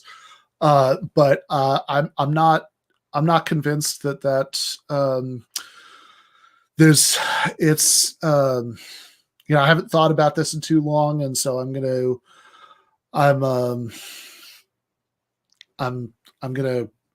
blanking on the terminology that I'm trying to reach for here, but your thoughts. In the realm of shadows is, I think, the best work of Brandam's that's not terribly steeped in Hegel, really, but it's his best work on logic tout court, and it's composed of a variety of essays, and he sort of rejects paraconsistency in advance, but his work on modal logic and alethic modal dependencies, I think, some people will say Brandam is part of this pragmatist tradition that's divorced from Marx and radical politics. I think that some of the more recent work that he's been doing that relates normativity to alethic modality and to material incompatibility, that we can give and ask for reasons for what we believe and assert in a way that depends on material incompatibilities that can be reduced to alethic modal dependencies and a sort of holist logic, does have some type of applicable use for Marxist thought, because it helps us navigate social spheres and ways of speaking to one another where we may not necessarily agree with. This is sort of the relativism problem that I think Rorty also ran up against. He became sweet on Derrida and others, but I think Brandam attacks it from a different angle, and it's one that sort of gives some actual objectivity to language claims and this whole giving and asking for reasons problem that he sets up. So I'd be curious if you ever read that book or any Brandam, your thoughts. Yeah, no, I have not read that, so I don't have any right now, but in any case, like I think I was just going to say about inferentialism. I think that I'm very you'll probably know what I'm talking about, even though I can't remember the word. There's this classic argument about inference tickets. Like if you say that that like the meanings of logical terms are defined by the inference rules, that if I say like, okay, I'm going to introduce this constant, blurk or whatever, I'm clearly forgetting the actual word that Pryor uses when he's raising this thing, so here are the inference rules for any statement. For any statement P, it will be true that P blurk Q, and for any statement P blurk Q, it will be true that Q. And clearly that doesn't work, because then if that were enough if you just sort of use the rules to define the concept into being, then suddenly everything is true, by application to those two words. And there are ways that inferentialists try to get around that problem. I've just never found them very convincing. You don't think Sellers has at all Yeah, I think that there. I mean, look, maybe there are moves that I'm not remembering or might not be aware of in the first place. But I think that it's. I mean, overwhelmingly, the response is to talk about like harmony constraints and stuff like that. That just sort of strikes me as not really grappling with I don't know. It has a. It seems very ad hoc to me. But and just real quick, Pack Zero. Yeah, so this is what we were talking about earlier. Dialetheism. As a view about the paradoxes. Not my view about the paradoxes, but we can talk about that another time. Gene is clearly correct in his critique here. But I do want to say there was also a question that flew by in the chat, since we really should wrap up the stream. Maybe we'll end on a very brief discussion at this point, because it's a huge point we could spend 3 hours talking about, which is earlier when we were talking when we were watching the debate, we were talking about Marcuse and Mill. And the point about how Marcuse seems to agree with Mill's consequentialist way of justifying free speech, and maybe to the extent that he is friendly to whatever ambiguities might be there. Let's just bracket that that he is friendly to some sort of restrictions on free speech. It's because he doesn't think that the conditions are present for free speech working out in the Millian way that it's supposed to in societies like the contemporary United States. And so I think so. Somebody asked in the chat whether that was a good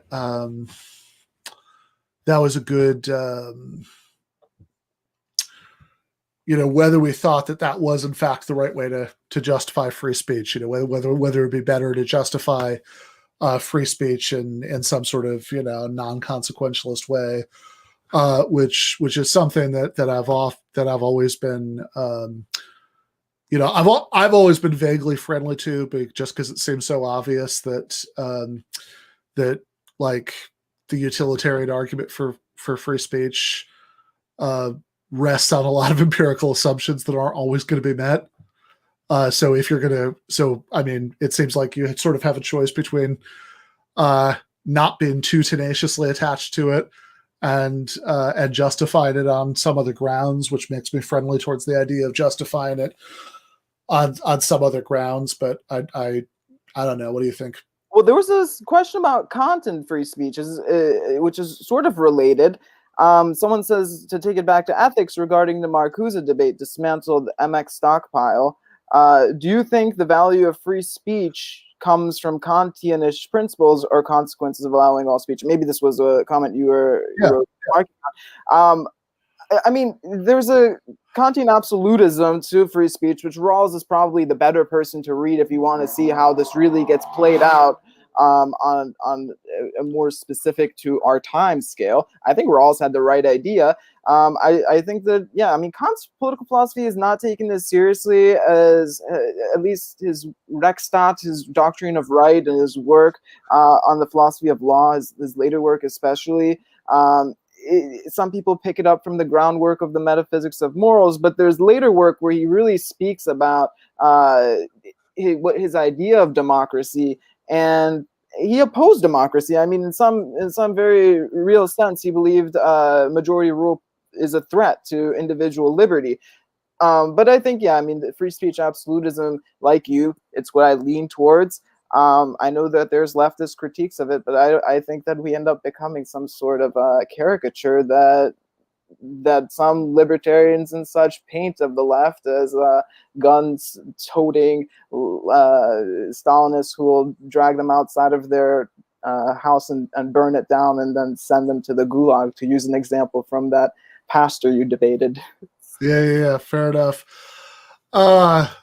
Yeah, well, so this made me laugh, although I will also point out, read nerd shit, that C 15 minutes ago, he's the one who wanted me to talk about the transition from Hegel to Marx on TMBS. So I think that as funny as those lines could be, I think he had a more complicated relationship to nerd shit. But I am gonna get going. Because this has been going on for a little over 3 hours, and I said I thought I'd be done by about 10. But for Paul, thank you to everybody who's stuck around this long. On Monday, there is for the regular episode at 7:30 Eastern.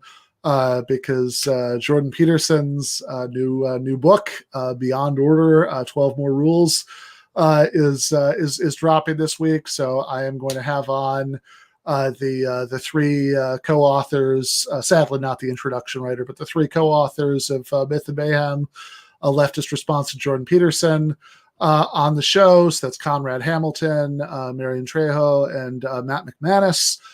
Should be a fun one. Pity Forrest, who I've been forcing to spend the last week looking up Jordan Peterson clips online, is a some real extreme, like really is an argument against capitalism in itself, that as a boss I could force somebody to do something like that.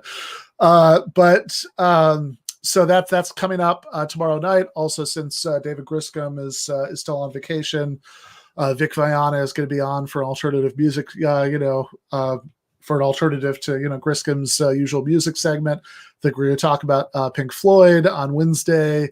For the movie live stream, going to be talking about Scanner Darkly with Micah Utrecht, Ryan Lake, and Forrest, and maybe Doug. And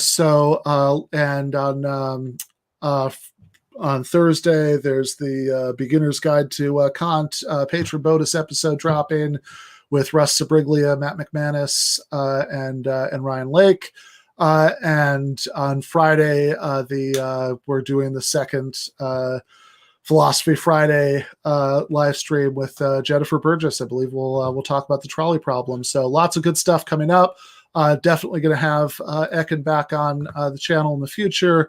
But this was a lot of fun. Thank you, Ekin. Thank you, off screen, Doug and Pascal. Thank you, everybody who stuck around. Left is best. Thank you, Ben.